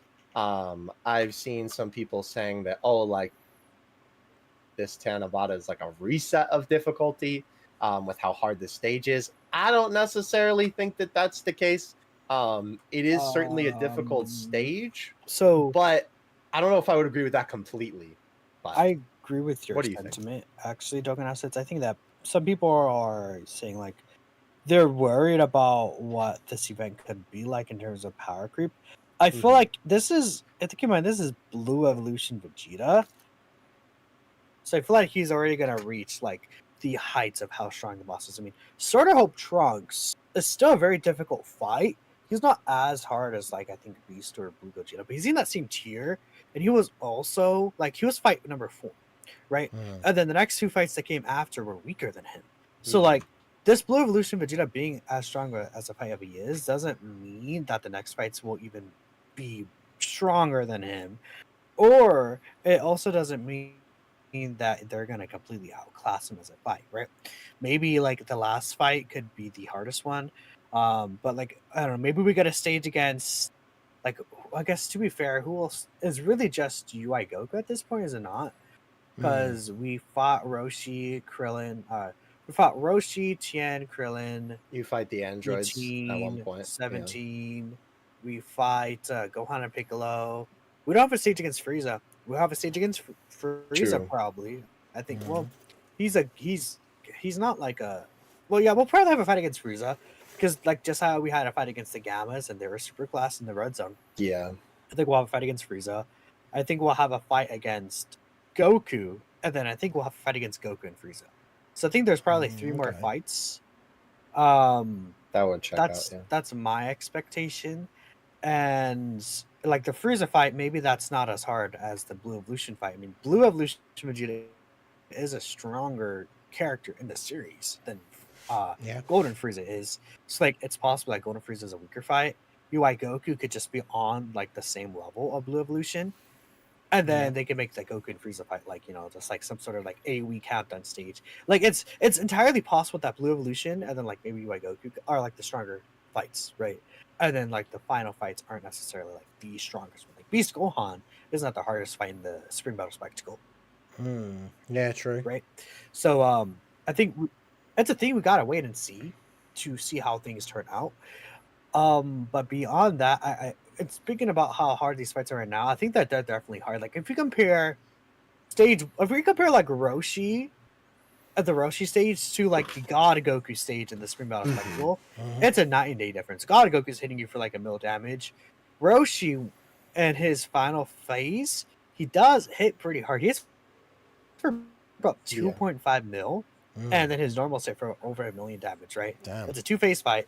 Now, what we got to keep in mind is that guy could be sealed. So you could seal Roshi, and then when you seal Roshi, you can't super use, and then he becomes like a baby. So I don't think it's as bad. Becomes like a baby. Going into the fight, it's like for the first time most of the time you won't bring a sealer unless you came in with Majin Power, which is how I beat the event. I just brought Majin Power, and I have like 6 sealers on the team or whatever, and it's like, oh, we're good. Unless you do that, then it's like, you could run into issues with Roshi. But if you know what the stage is going to be about, I actually don't think the Roshi fight is like that bad. It can just catch you off guard. Yeah, that screenshot from me was my first run of the event. Like, it's a silly screenshot, but it is. It's also kind of like a majorly out of context screenshot that might have gotten a lot of people worried. It's not that big of a deal. It'd be like that. Well, that's the thing. Also, too, people also like typical, like we were talking about when it comes to like reading the kit, people always jump the gun. I think it's kind of the same thing when people see these new difficult events. They see it immediately and they're like, oh my gosh, it's impossible, right? When it's like, well, no, it was my first run on the event and it's doable. It's just a funny thing to happen.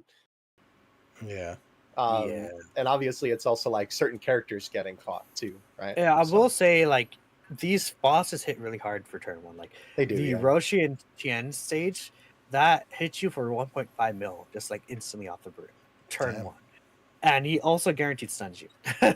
So that's fun. So you can get a little bit in trouble there. I had him like slot 1 super me like twice. Podcast name, but like that's the thing that happens. Krillin and 18 as the next fight, where it's technically it gets 17 and 18, but the first phase is Krillin 18.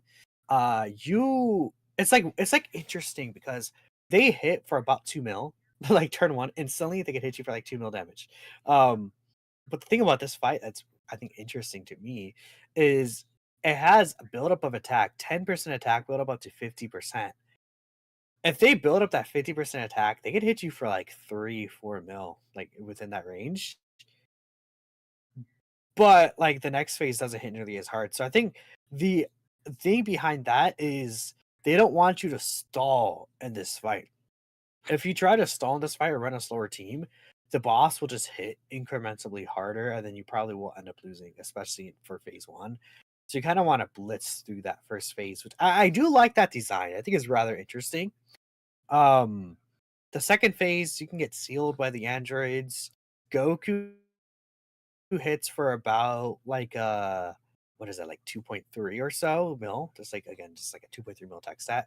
It's two enemies. But what I did is I like I didn't even know it was gonna be two enemies. I picked super bosses for that run, and then I had Cell Max, who's an AoE, and then I just kind of like target skilled and then AoE'd and then just like destroyed them with Cell Max because Cell Max is stupid.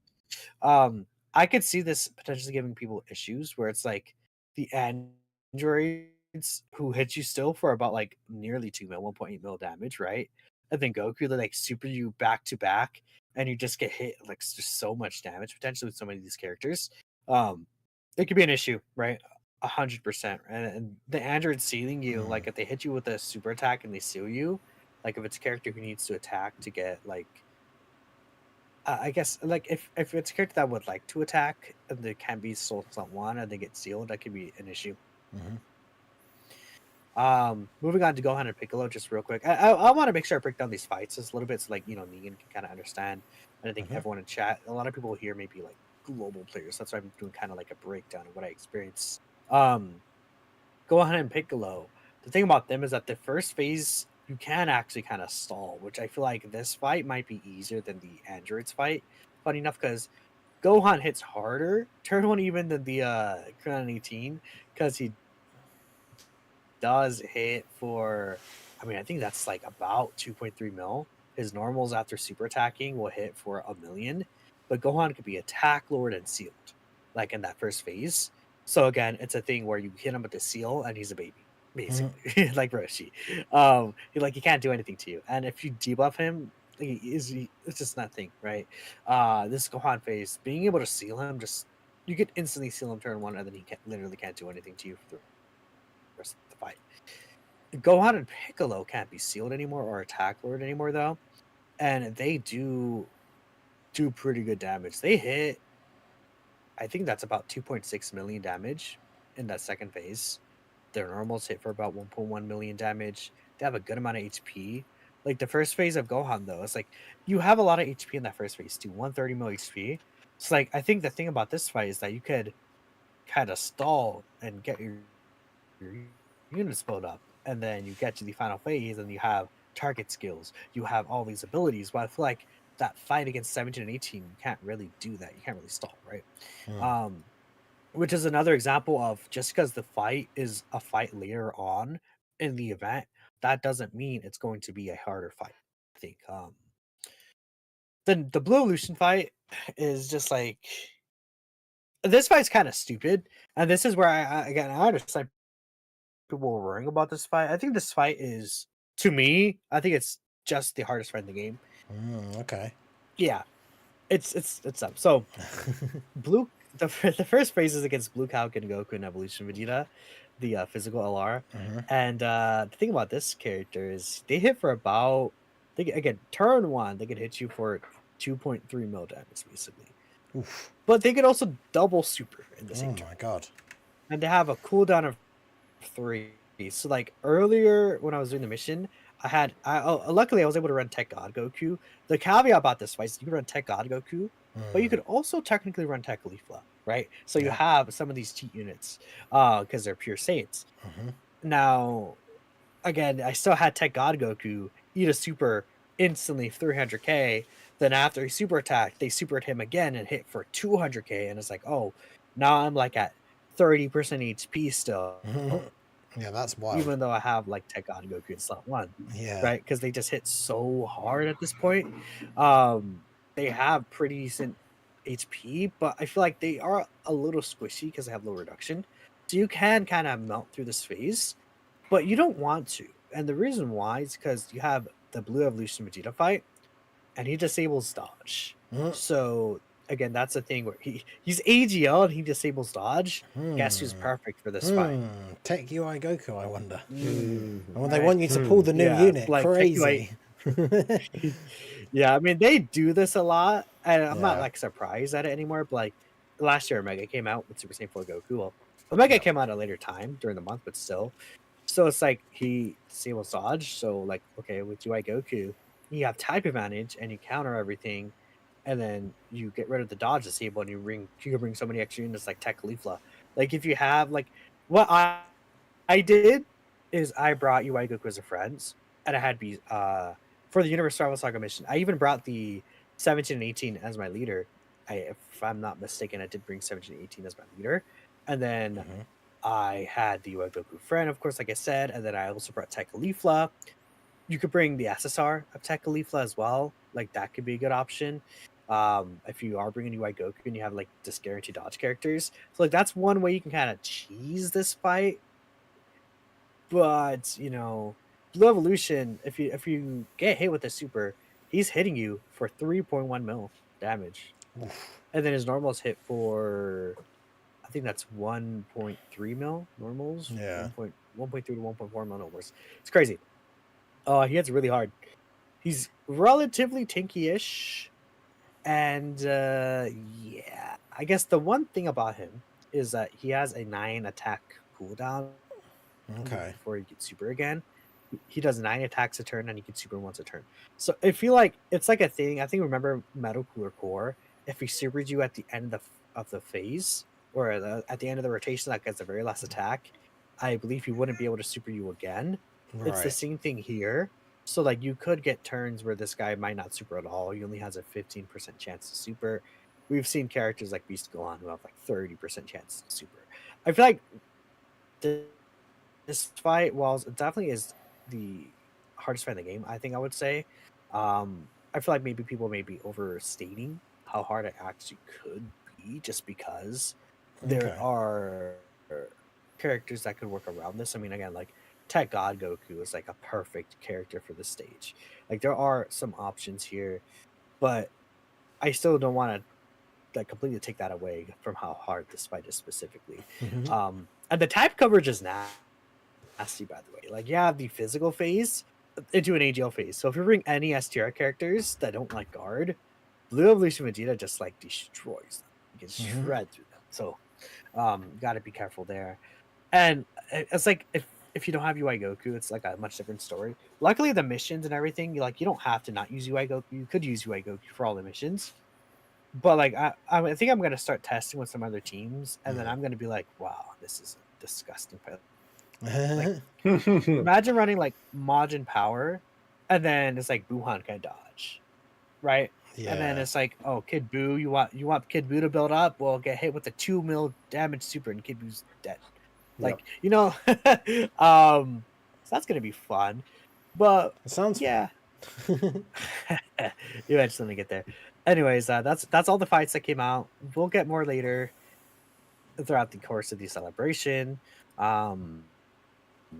We should have a data download next week. I think it's theoretically possible that another stage drops in like a week from now, maybe. Who knows? Yeah, we'll see. Unfortunately, I won't be around for that, but it is. Yes, you'll be AXing it up. Yep, I will be at Anime Expo myself. That will be fun. All right. So that does actually lead us in quite nicely, because it is related to events that have come out. So we are going to move ahead now into the almost final segment of the show. And we've got a very interesting one this week, because this one was kind of like a, I don't want to say author's choice because we didn't write it, but kind of like a team choice from an interesting take that we had seen somebody give. That we have decided to pick to talk about for this week's Trash Takes. And it is kind of like what we were saying, the people's reactions to some of the difficulty level of this new event, and what that can mean for the future. So we are going to jump over to the Trash Take here for this week, which comes to us from the great screen name Elon Musk is a baby. Now, this is talking about the power creep of these new events that have just come out today. So the events that we've just been talking about, Minato broke them down in quite a bit of detail, which will lend a little bit of context to this take, because this is talking about these new events. And so this guy is saying that these stages can't come after the worldwide celebration if they want to try and have both versions synced during the summer, like they said. Because of course all we know at this point is the plan for the sync is summer 2024, but the last update we got was we'll tell you more during the anniversary, and that's basically it. So The main part of the take is, given that I legitimately think the only way forward for global players is to skip both 9th anniversary and worldwide celebration and not pull until and it should say 10th anniversary. They did comment underneath I that the love 19th was a mistype. But yeah, Oh, man. Just save for 10 years. Save for 10 years, baby. For Super Saiyan 100 Goku. It's going to be great. Yeah, save for 10 years. But yeah, they commented underneath, obviously, just to point out that was a typo. But yeah, so yeah, the actual base of the take, and I know Theo said he has some stuff he wants to say about this. So I have lots to say. The take itself is basically, given the difficulty of events that have come out on JP, what we now know of potential future power creep, the take is that the only way forward for global players is to skip both the 9th anniversary and the worldwide celebration and not pull until the 10th anniversary. So yeah, Theo, I will let you start us off. Oh, man. Me? You shouldn't have. Okay, so here's the crazy thing about this take, right?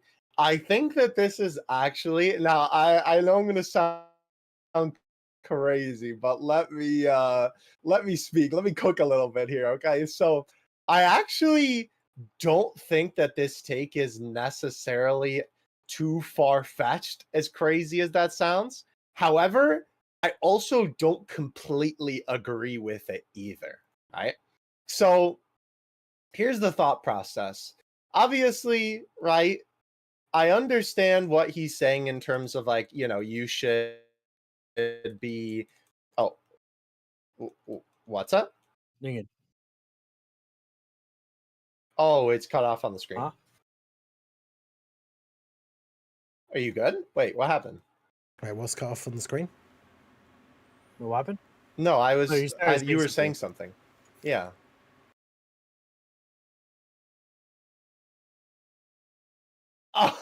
Oh my. Oh, goodness. gotcha. So, Okay. wait, did no one hear what Dokkan said? Oh, okay. I see. Okay, we're talking with Ningen chat. Sorry. Okay, go on, Dokkan. Yeah, sorry. You're good. No, that's good. It's good.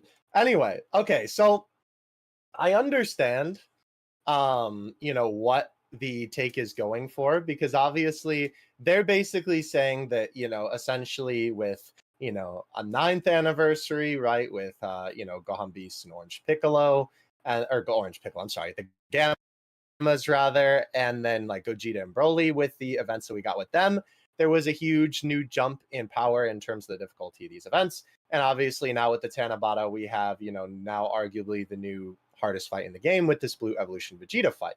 So obviously the kind of like assumption is that, well, all these big celebrations, there's basically a giant power creep.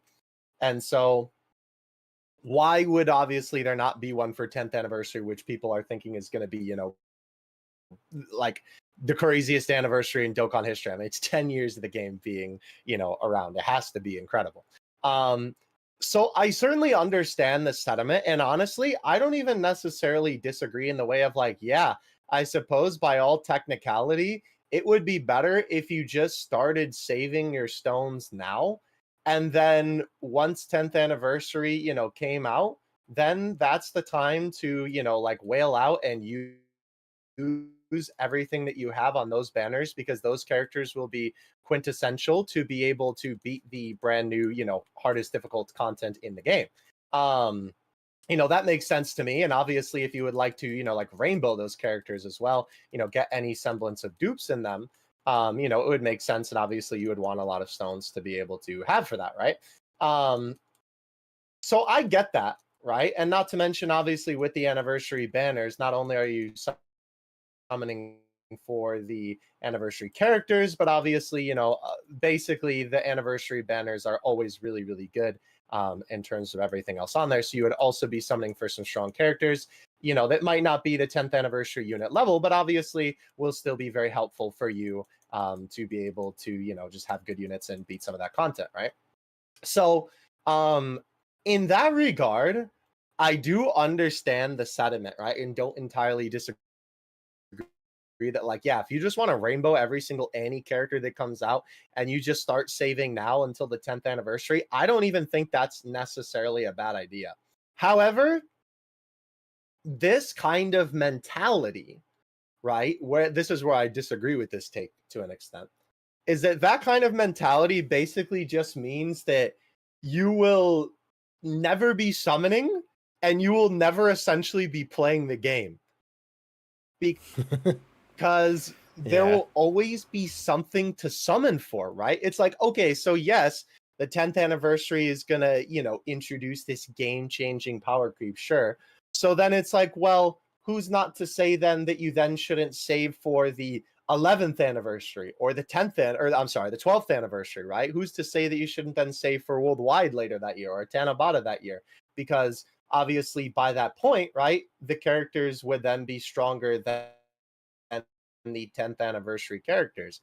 So even though that mentality is like something that is technically like a quote unquote optimal way to play the game, it's also something that's just going to end up with you not ever playing the game because there'll always be something to save for. And on top of that, right, obviously people enjoy Dokkan in various different ways. Like people have fun with the game, in their own little ways. Obviously, like I don't care as much about unit kits. I mean, obviously I want them to be good, but obviously I care more about the animations and stuff like that. Whereas obviously, people will go in depth, like, the kind of the difference between me and Minato. It's like Minato obviously is always looking at the, what the units do on an analytical perspective, right? And so everybody enjoys the game differently. So if you want to save for all of eternity and then summon for the character that is the best character, that's fine if that's how you enjoy the game. But it probably won't be that fun skipping the anniversary. I gotta be honest with you, right?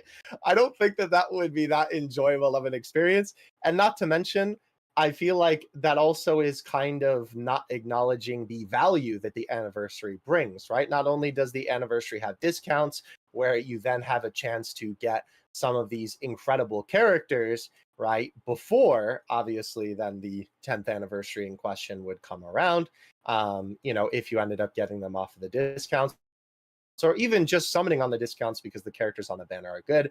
Obviously, we don't know if this anniversary will have tickets on global because of the global sync, but if they do have tickets, obviously that would be something else that's a huge advantage to global to be able to get these characters more easier. And not to mention, without some of these newer characters, it's going to be very difficult to beat the content that is introduced in this anniversary and that will be, introduced in, like the rest of the year. And I think my final point on this, right, is also the fact that I understand that like go big or go home mentality because I'm like that too. I really do get that. Like it's like save or die, right?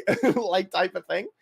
But if you go all in on the anniversary, right, on these part 1 and 2 banners for Gogeta, Broly, Beast, and the Gammas, and then you just don't spend a single Dragon Stone until 10th anniversary, you're still gonna have quite a few Dragon Stones to your name, right? Like if you just don't summon at all for the rest of the year, right? Because obviously the whole point of this take is that you're like strictly saving. You're still gonna have lots of stones. I even venture to say 2,000 or more, right?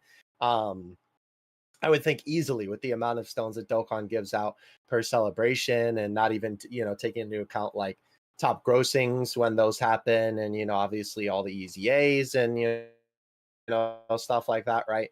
It's still half a year worth of content and login bonuses that you would be then picking up before 10th anniversary would happen if you are at straight 0 after the 9th anniversary ended. So with all that being said, I do understand the mentality behind this take, and I don't necessarily think that it's wrong in that regard. However, I think it doesn't take into consideration some of the other things that kind of are the benefits, I guess, of using your Dragon Stones now. And like I also said, the fact that you'll still have plenty of stones by the time the 10th anniversary comes around. Not to mention, the 10th anniversary itself will, I'm sure, give out, tons of stones. And if they do that 77 ticket multi again, like they did for the 9th anniversary, right, that would also be another equivalent to like a couple hundred stones that they're giving you anyway. So I don't think I can really call this an L take or a W take because it kind of seems like whack when you first read it. But I feel like when you think about it, at least in my mind, I think there's an argument to be made on both sides. or I could see somebody, leaning one way or another. I think maybe for me, I would be, because obviously, I play JP, so of course, the way that I usually play the game is after the Tanabata celebration, we have worldwide, and then after worldwide ends, I usually save for heroes. Now, obviously, we don't know what the situation is going to be with that, but then after Dragon Ball Heroes, right, and obviously if I have any leftover stones from that celebration, then it's basically strictly saving for any. But obviously, if you're a global player and I was in that position, right, if I was maining global, I think I would personally go all in on this anniversary, right? Not even taking into account that, again, Gohan Beast is my favorite character just from how powerful he is and how powerful these characters are. I think I'd try and get a copy of them and then maybe, save for that 10th anniversary if that's really your MO. So yeah, that's my thoughts. I know I talked a lot, so I apologize if I took any points from either of you, but yeah, that's what I think about it. So I'm curious to hear what you guys think, honestly. W take save your 10th anniversary when all the other characters are on there. I dig it. Why not? Right, you get the most out of your stones that way. Yeah, And so it's like, it depends. Do you care about having fun? Yeah, I think discounts matter. For sure, like do the 9th anniversary discounts. And if you want to summon for the 9th anniversary, go ahead. They're still really good banners. I don't think it's the only way forward, like this take says. But the idea Yeah. is like you save for the 10th anniversary because it'll return the worldwide characters and it will return the previous anniversary characters as well, which, in that case, the big reason is that global is going to get the anniversary 6 months earlier than usual, right? Which means that the worldwide characters are going to return 6 months earlier than usual, right? And I think that is a fair take to do, but yeah, I don't know. That's my opinion. I think it's a smart idea, but you can't guarantee anything. So if it ends up not being what you wanted, then you might be Could you imagine 10th Annie is like, Bio Broly? I would say something that makes it easier to do this is that there's the 77 unit multi you could do on one of the main anniversary banners. So you could potentially anyway. well, you could potentially do on Beast Gohan, and then you can get Beast Gohan off that multi. That's all I got a dupe of Blue Gogeta off doing that, so I'm like, oh cool, right? But anniversary will likely have discounts and tickets, so again, there's still a lot of value summing during right for the global audience. Oh, the one thing I did want to say that if we're talking about the logistics of the wording, Ningen, before I let you go, is the one thing that I did want to point out was interesting of what Minato kind of reminded me of what the take said is that saying maybe this is an L take only from the perspective of saying it's the only way forward, because I don't think it's the only way forward. Maybe in that regard, if we're breaking down the wording, it's an L. But ever taking the logistics, we gotta see. Yeah. I know, but we always like to break it down for the funny, Anyway, obviously, Theo, you went over a lot of stuff, and there was a lot of points that I definitely would agree with. I think the one thing is people have kind of speculated. Well, I say speculated. That's probably not the right word. People have talked about the idea of like, in this particular scenario, like skipping the worldwide and the anniversary and saving for the 10th anniversary. It has come up quite a bit since the sync has now been on the horizon and like a thing that people have been talking about.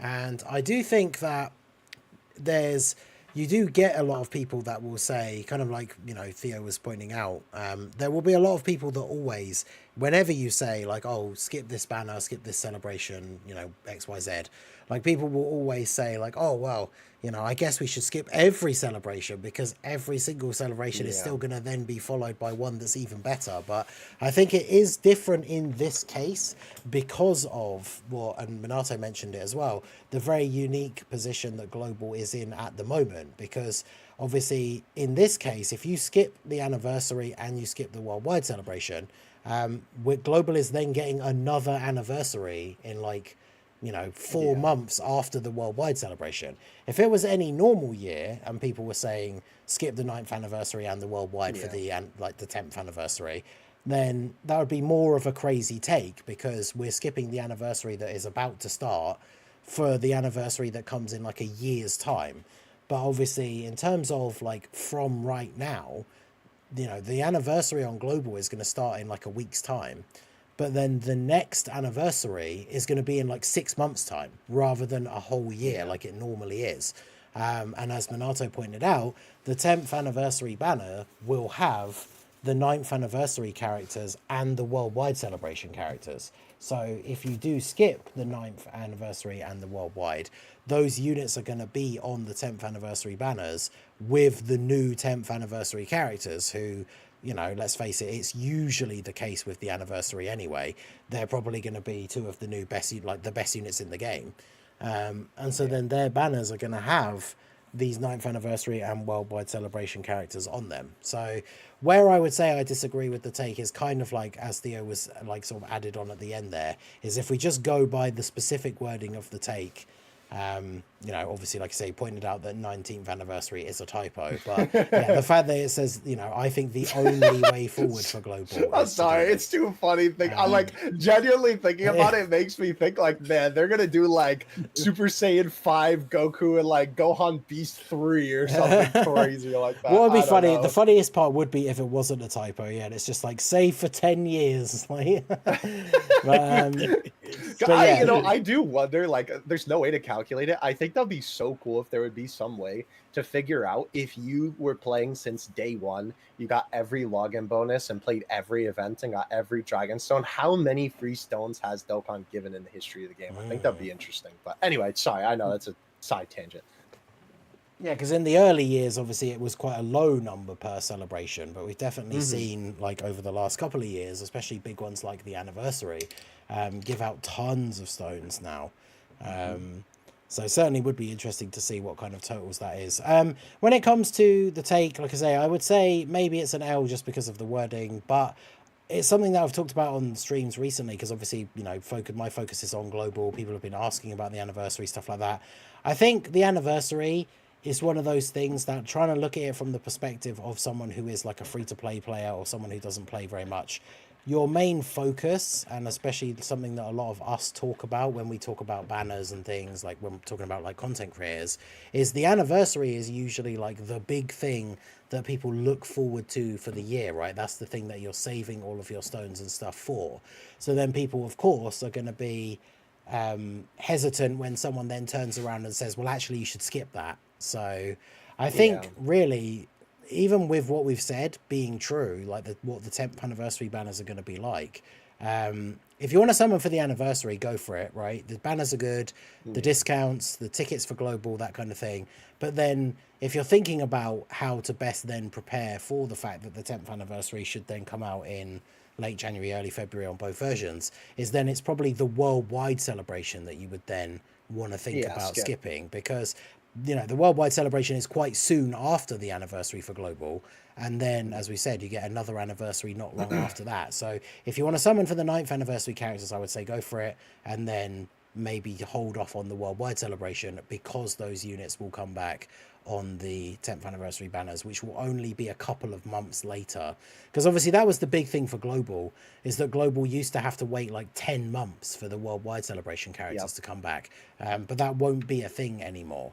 So I would say probably best to skip the worldwide more so than the anniversary. But like I say, I can't argue with the logic, like with what those 10th anniversary banners are going to have on them. If you're somebody who can stomach doing that, skipping the anniversary and the worldwide does put you in a good position to optimize your stones. But as Theo said, it's kind of like you then get into this pattern where you're just saving and you're not actually like playing the game, right? And you're not, I mean, you probably are still playing it, but it doesn't feel great to never get like the new units. And so it's kind of, it's always hard to save in these kind of games, which I guess is kind of the point, right? And it's how they make their money. But yeah, I would say I would probably go, if I had to vote, like if I was voting in the poll, I'd probably vote L just because of the wording. But I mean, it's not a bad plan if you want to get the most possible out of your summons when it comes to the 10th anniversary. Then the best way to do that would be to skip the 9th anniversary and the worldwide celebration for Global, because those banners will have all of those units on, and by the time those banners come out in like February, you're going to have like a few thousand stones at that point, especially if you've got the stones you've been saving for the anniversary now and then you don't use them. So yeah, I don't know, I would say I feel like like I say, to circle back, if I had to vote, I would probably vote L, but only just. I agree with most of the points that you guys have said already, and I mean the chat is very split. So this is one of those rare occasions where very split in the poll. It is literally 51 versus 49%, with W just being over. The W is the 51%. So, I mean the logic is there with how good those 10th anniversary banners would be. But yeah, so we're in the poll there. YouTube's going to do the funny thing it does where it doesn't round it up. So what does it actually say? Yeah, 51 versus 48, apparently, for the 51% W, 48% L. So there you go. Very much split down the middle for that one. But very interesting take, very interesting discussion. And of course, you know, this is kind of the last year where we really have to think about this in this particular way. Because, of course, the release schedule will be synced once the sync fully comes into play, and everything will be out at the same time on both versions. And so the anniversary and the worldwide celebration will be decently, you know, a decent distance apart from each other, and we kind of won't have these same issues going forwards. But there we go. So shout out to Elon Musk is a baby for the contribution, and shout out to Theo for pointing this one out and wanting to include this one for the discussion.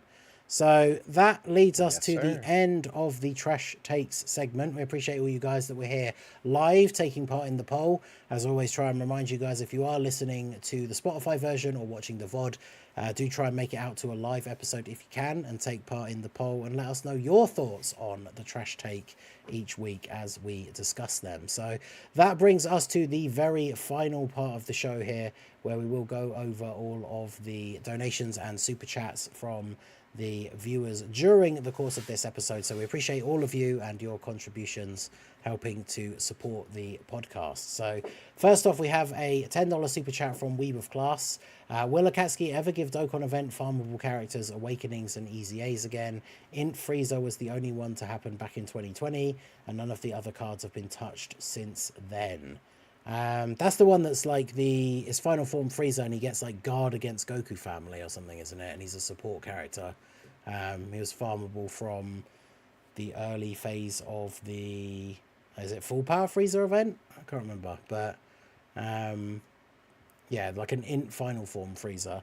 But they haven't done that for a while with these characters, because I know there's characters like the first stage of the Super Saiyan 3 Vegeta Dokkan event had like an AGL farmable Super Saiyan. Was it Super Saiyan or Super Saiyan 2 Vegeta? I can't remember now. It's like was it Angel Vegeta maybe? I don't remember. Yeah, I'm trying to remember what it was. But yeah, there's a couple of these random Dokkan events, because they used to do this. Newer players probably won't even know this, right, for these, the way they changed the format for these Dokkan events. But a lot of Dokkan events used to have a stage 1 where you didn't get the medals for the character, and it was just a much easier stage. And sometimes they would have farmable SRs or farmable SSRs. And then the second stage would be the one that drops the Dokkan medals. And obviously they don't do that anymore when they bring out new stages.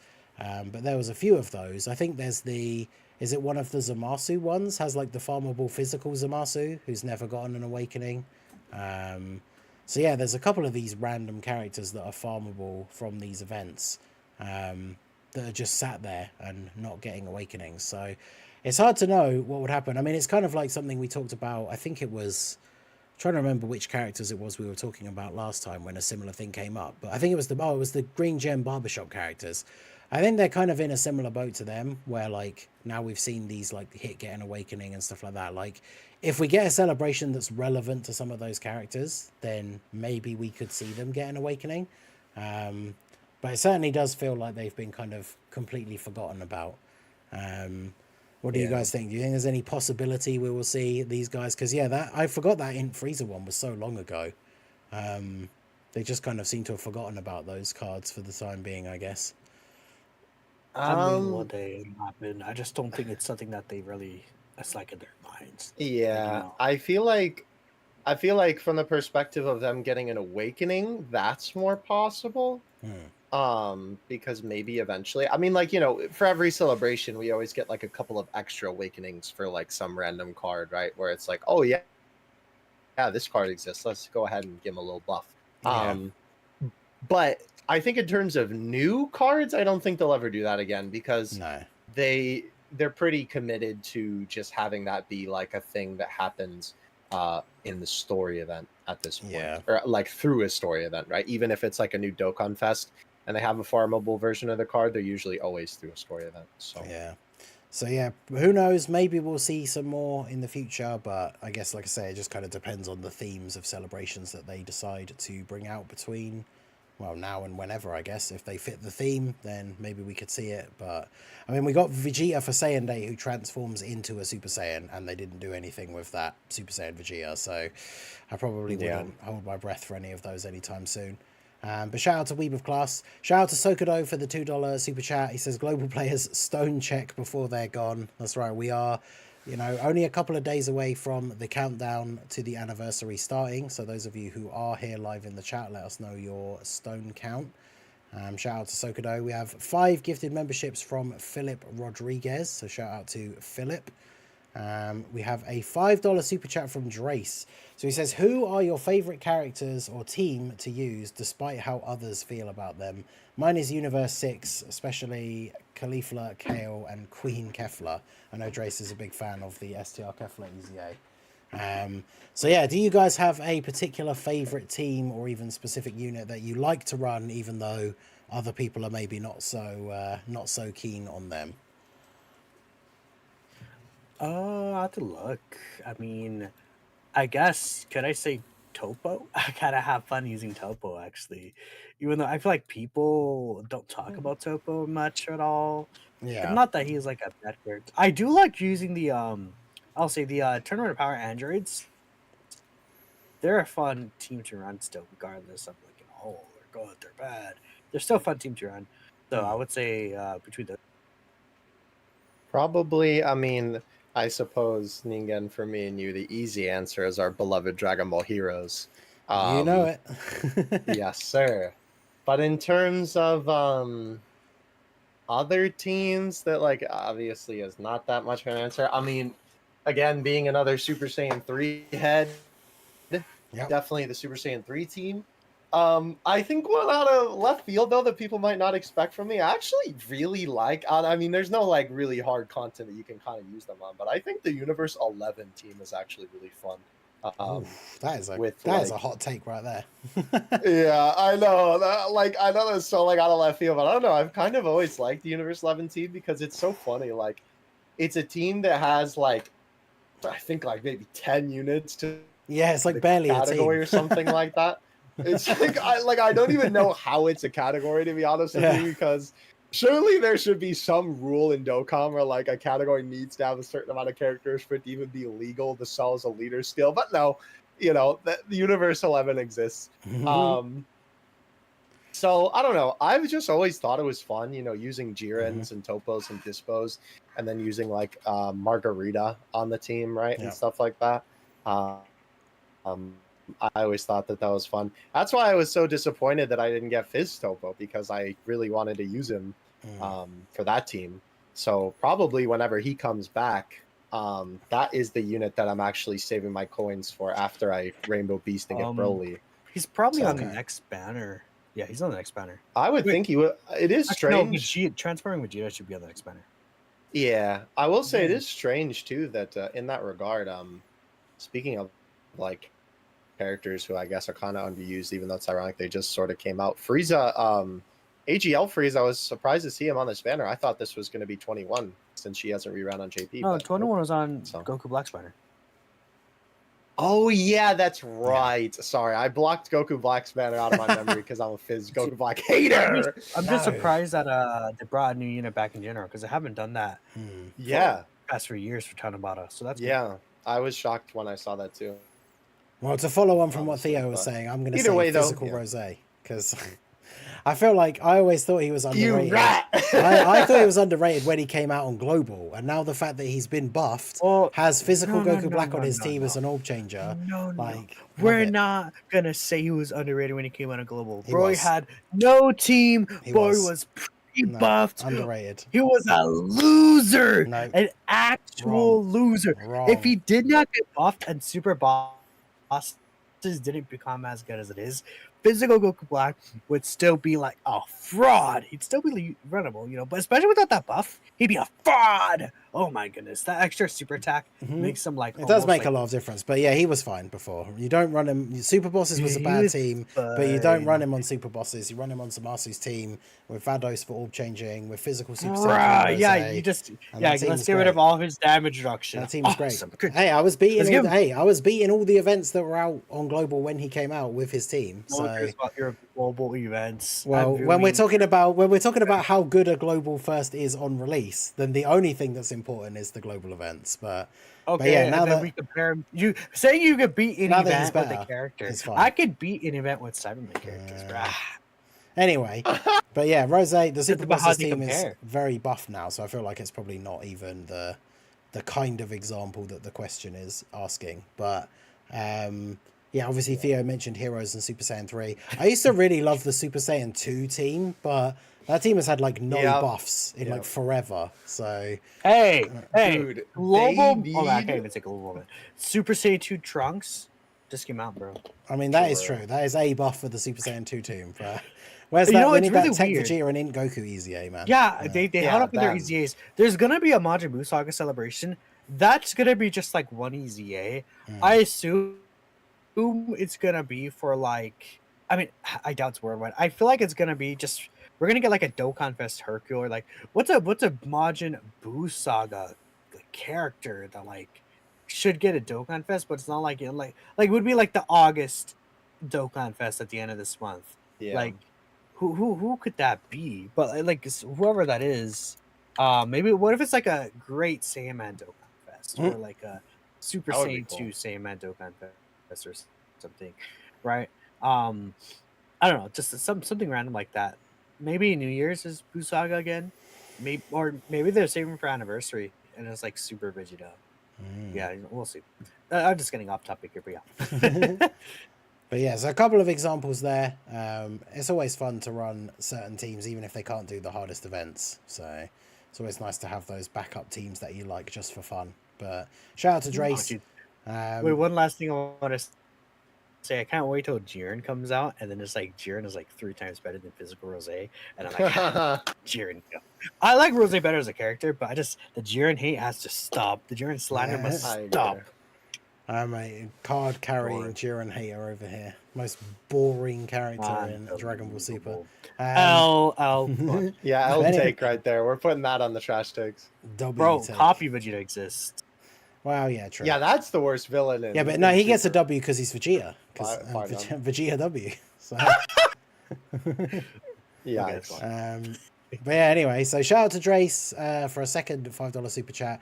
Need that transforming Gogeta in Dokkan ASAP. Final Shine Kamehameha. Is this from the Sparking? From Heroes. Is it from it's from Heroes? No, from Heroes. Yeah, still from Heroes. Because Heroes is still ongoing for a little bit. Yeah. Until the new game for a releases. couple months, yeah. But yeah, it's a Big Bang. No, it's a Final Shine Attack Kamehameha. Okay, I haven't seen that. I need to look that up. That sounds awesome. But yeah, there's still quite a lot we could get for Heroes. We've obviously talked about it a little bit on previous episodes. We don't know what's going on for Heroes this year, so hopefully, even if they're stopping Heroes at some point because of the cancellation of the arcade game, hopefully at least we get one this year. But I guess we'll have to wait and see. There's still a lot of characters that we could get that they've never done, so fingers crossed for November. I guess we won't find out until like probably even the week before, because we talked about this on a previous episode. We normally got the first peek at the Dokkan cards when Heroes did their special anniversary live stream, which of course they probably won't be doing now because the game has been discontinued. So we probably won't find out about Heroes. We probably won't find out about Heroes in Dokkan if it's even happening until like the week or so before. So I guess we will just have to wait and see. And then we have one final super chat here as well from Philip Rodriguez for $5. It says, outside of the normal realm of the gacha life, when should we be worried about power creep if that ever became a reality? And he says #Heroes Agenda. I mean, the example that springs to mind is the red zone, right? Where it's like 90% of the units in the game become obsolete essentially. But yeah, Minato, what were you going to say? I mean, I guess the best guess I would say is 10th anniversary would be if it doesn't happen during 10th anniversary, I feel like I wouldn't expect it to like for some time, because like we were in this meta for 5 years. The previous one, the 170% lead meta, that was from worldwide, quote unquote. What was it? 200 million downloads, I think, or 150. I think it's 200 mil. Yeah, 200 mil downloads. Gogeta came out, and then we're in that meta all the way until the 7th anniversary, which was basically 4.5 years. So I mean, 3 years, I wouldn't be too surprised if they wanted to push it again. But I feel like they might wait a little longer. We'll see. We'll see. Year 10 is such a big number, so that would be when I would say maybe we could expect something to happen, like maybe a leader skill jump or something like that. But we'll see what happens. Maybe they are like, we're comfortable with the game as of now. There's not really a need to reset the game in any way. Well, I think the question is like, when should we be worried about power creep? So I don't know if they mean sort of like examples of every new character. What? Because I mean, it's a gacha game. I think it's more so because I guess like maybe it's spurred on by the conversation we had about like the new events that came out today and everything. Like as these bosses start to hit harder and harder, and we're getting events now coming out where like the stage 1 boss will one shot you with a super attack on like, you know, over half the units in the game, including ones that came out like, you know, Dokkan Fest exclusives from last year and stuff like that, right? So I think it depends on if like that continues to happen, because not every event's going to be like that. Yeah, some characters are going to be really good in that event, right? Where it's like turn 1 and early on you got to really, you know, step up. Some characters are going to be good in the events that are longer, like Blue Gogeta. I think Dokkan's been doing a good job at doing stuff like that. I mean, if like this entire blue zone is all 2-phase fights, then I could see where that could be an issue. But again, we gotta wait and see. Like maybe one of these fights end up being 4 phases. Like what if like we get a Frieza 17 stage where it's like Final Form Frieza, Golden Frieza, Android 17, and then Frieza and 17 together. Like, and that's a 4-phase super long fight, right? We don't know what they're gonna do. So that's why we gotta wait and see how they're gonna continue with this. But it's when we see some stuff like that where it's like, again, like Ningen said, where they invalidate a majority of the characters. That's the only real kind of power creeping we could see. Maybe you could say when superheroes start struggling, then we can worry. That's a good way to say it. But yeah, that's my opinion. True. All right, so Theo, did you have any other thoughts about a power creep before we wrap it up? Because that was the last super chat for today. Not really. I guess the only thing that I would say is that really, I guess if you wanted like a concrete answer, I guess 10th Annie, like we've been kind of just talking about. But I don't really think that, like, I mean, there's potential for power creep with every new unit that comes out, right? I mean, it is a gacha game. That's just kind of the structure of how these games work. Yeah. So, but I would say 10th Annie if you want like a concrete answer on that, for sure. I mean, that's the thing, right? So I guess it's always the focus is on how the slant of the power creep goes, right? Because that is the whole point of a gacha game, right? Is if they just keep releasing units for let's say they get to a certain point, and then for like 2 years from that point onwards, all the characters they release and all the events and everything are all basically at around the same level of power and the same level of difficulty. Well, then you don't have to summon for new characters anymore, because the characters are coming out at the same sort of level of the power of the characters that you pulled like 6 months ago, and you can still beat all of the events with those characters. So obviously that's why power creep exists in these kind of games. But I think to sort of put my answer to the question is, that is when you start to worry, I guess, is if like characters that literally came out like a month or two or a couple of months ago are just getting absolutely decimated by new content. I think that's when you really sort of notice like a big jump in power creep. But we haven't really seen anything quite that drastic since the Red Zone originally came out. So hopefully we're on a decent trajectory at the moment for Dokkan. So I guess we'll see. Actually, with that, it will be interesting to see. I don't think that this will necessarily like bring a big power creep, but the one thing that we forgot to mention, actually kind of related, is that we are going to be getting that new God event stage. So that'll be interesting to see the difficulty of that. Yeah, Yeah, but that's like so long now. It's really weird they announced it that isn't early. it like someone Yeah, mentioned it? but Isn't it'll it be like the interesting God to of see. Destruction event, like Boss Rush or something? I think it's something like that. Yeah. We don't know what it is exactly. That's what we're Okay. expecting it to be. Yeah. Right. Okay. All right. Well, yeah. More news on that as we get it, I guess, and we'll discuss it on a Yes, future sir. episode. So, but yeah, shout out to everybody who contributed for this week's episode. We appreciate all you guys coming out, everyone listening on Spotify, everyone watching the VOD back later on. We appreciate all you guys supporting us and the Slot One Super Podcast. Episode 44 comes to a close. Next week, of course, we will be on the very cusp of the anniversary.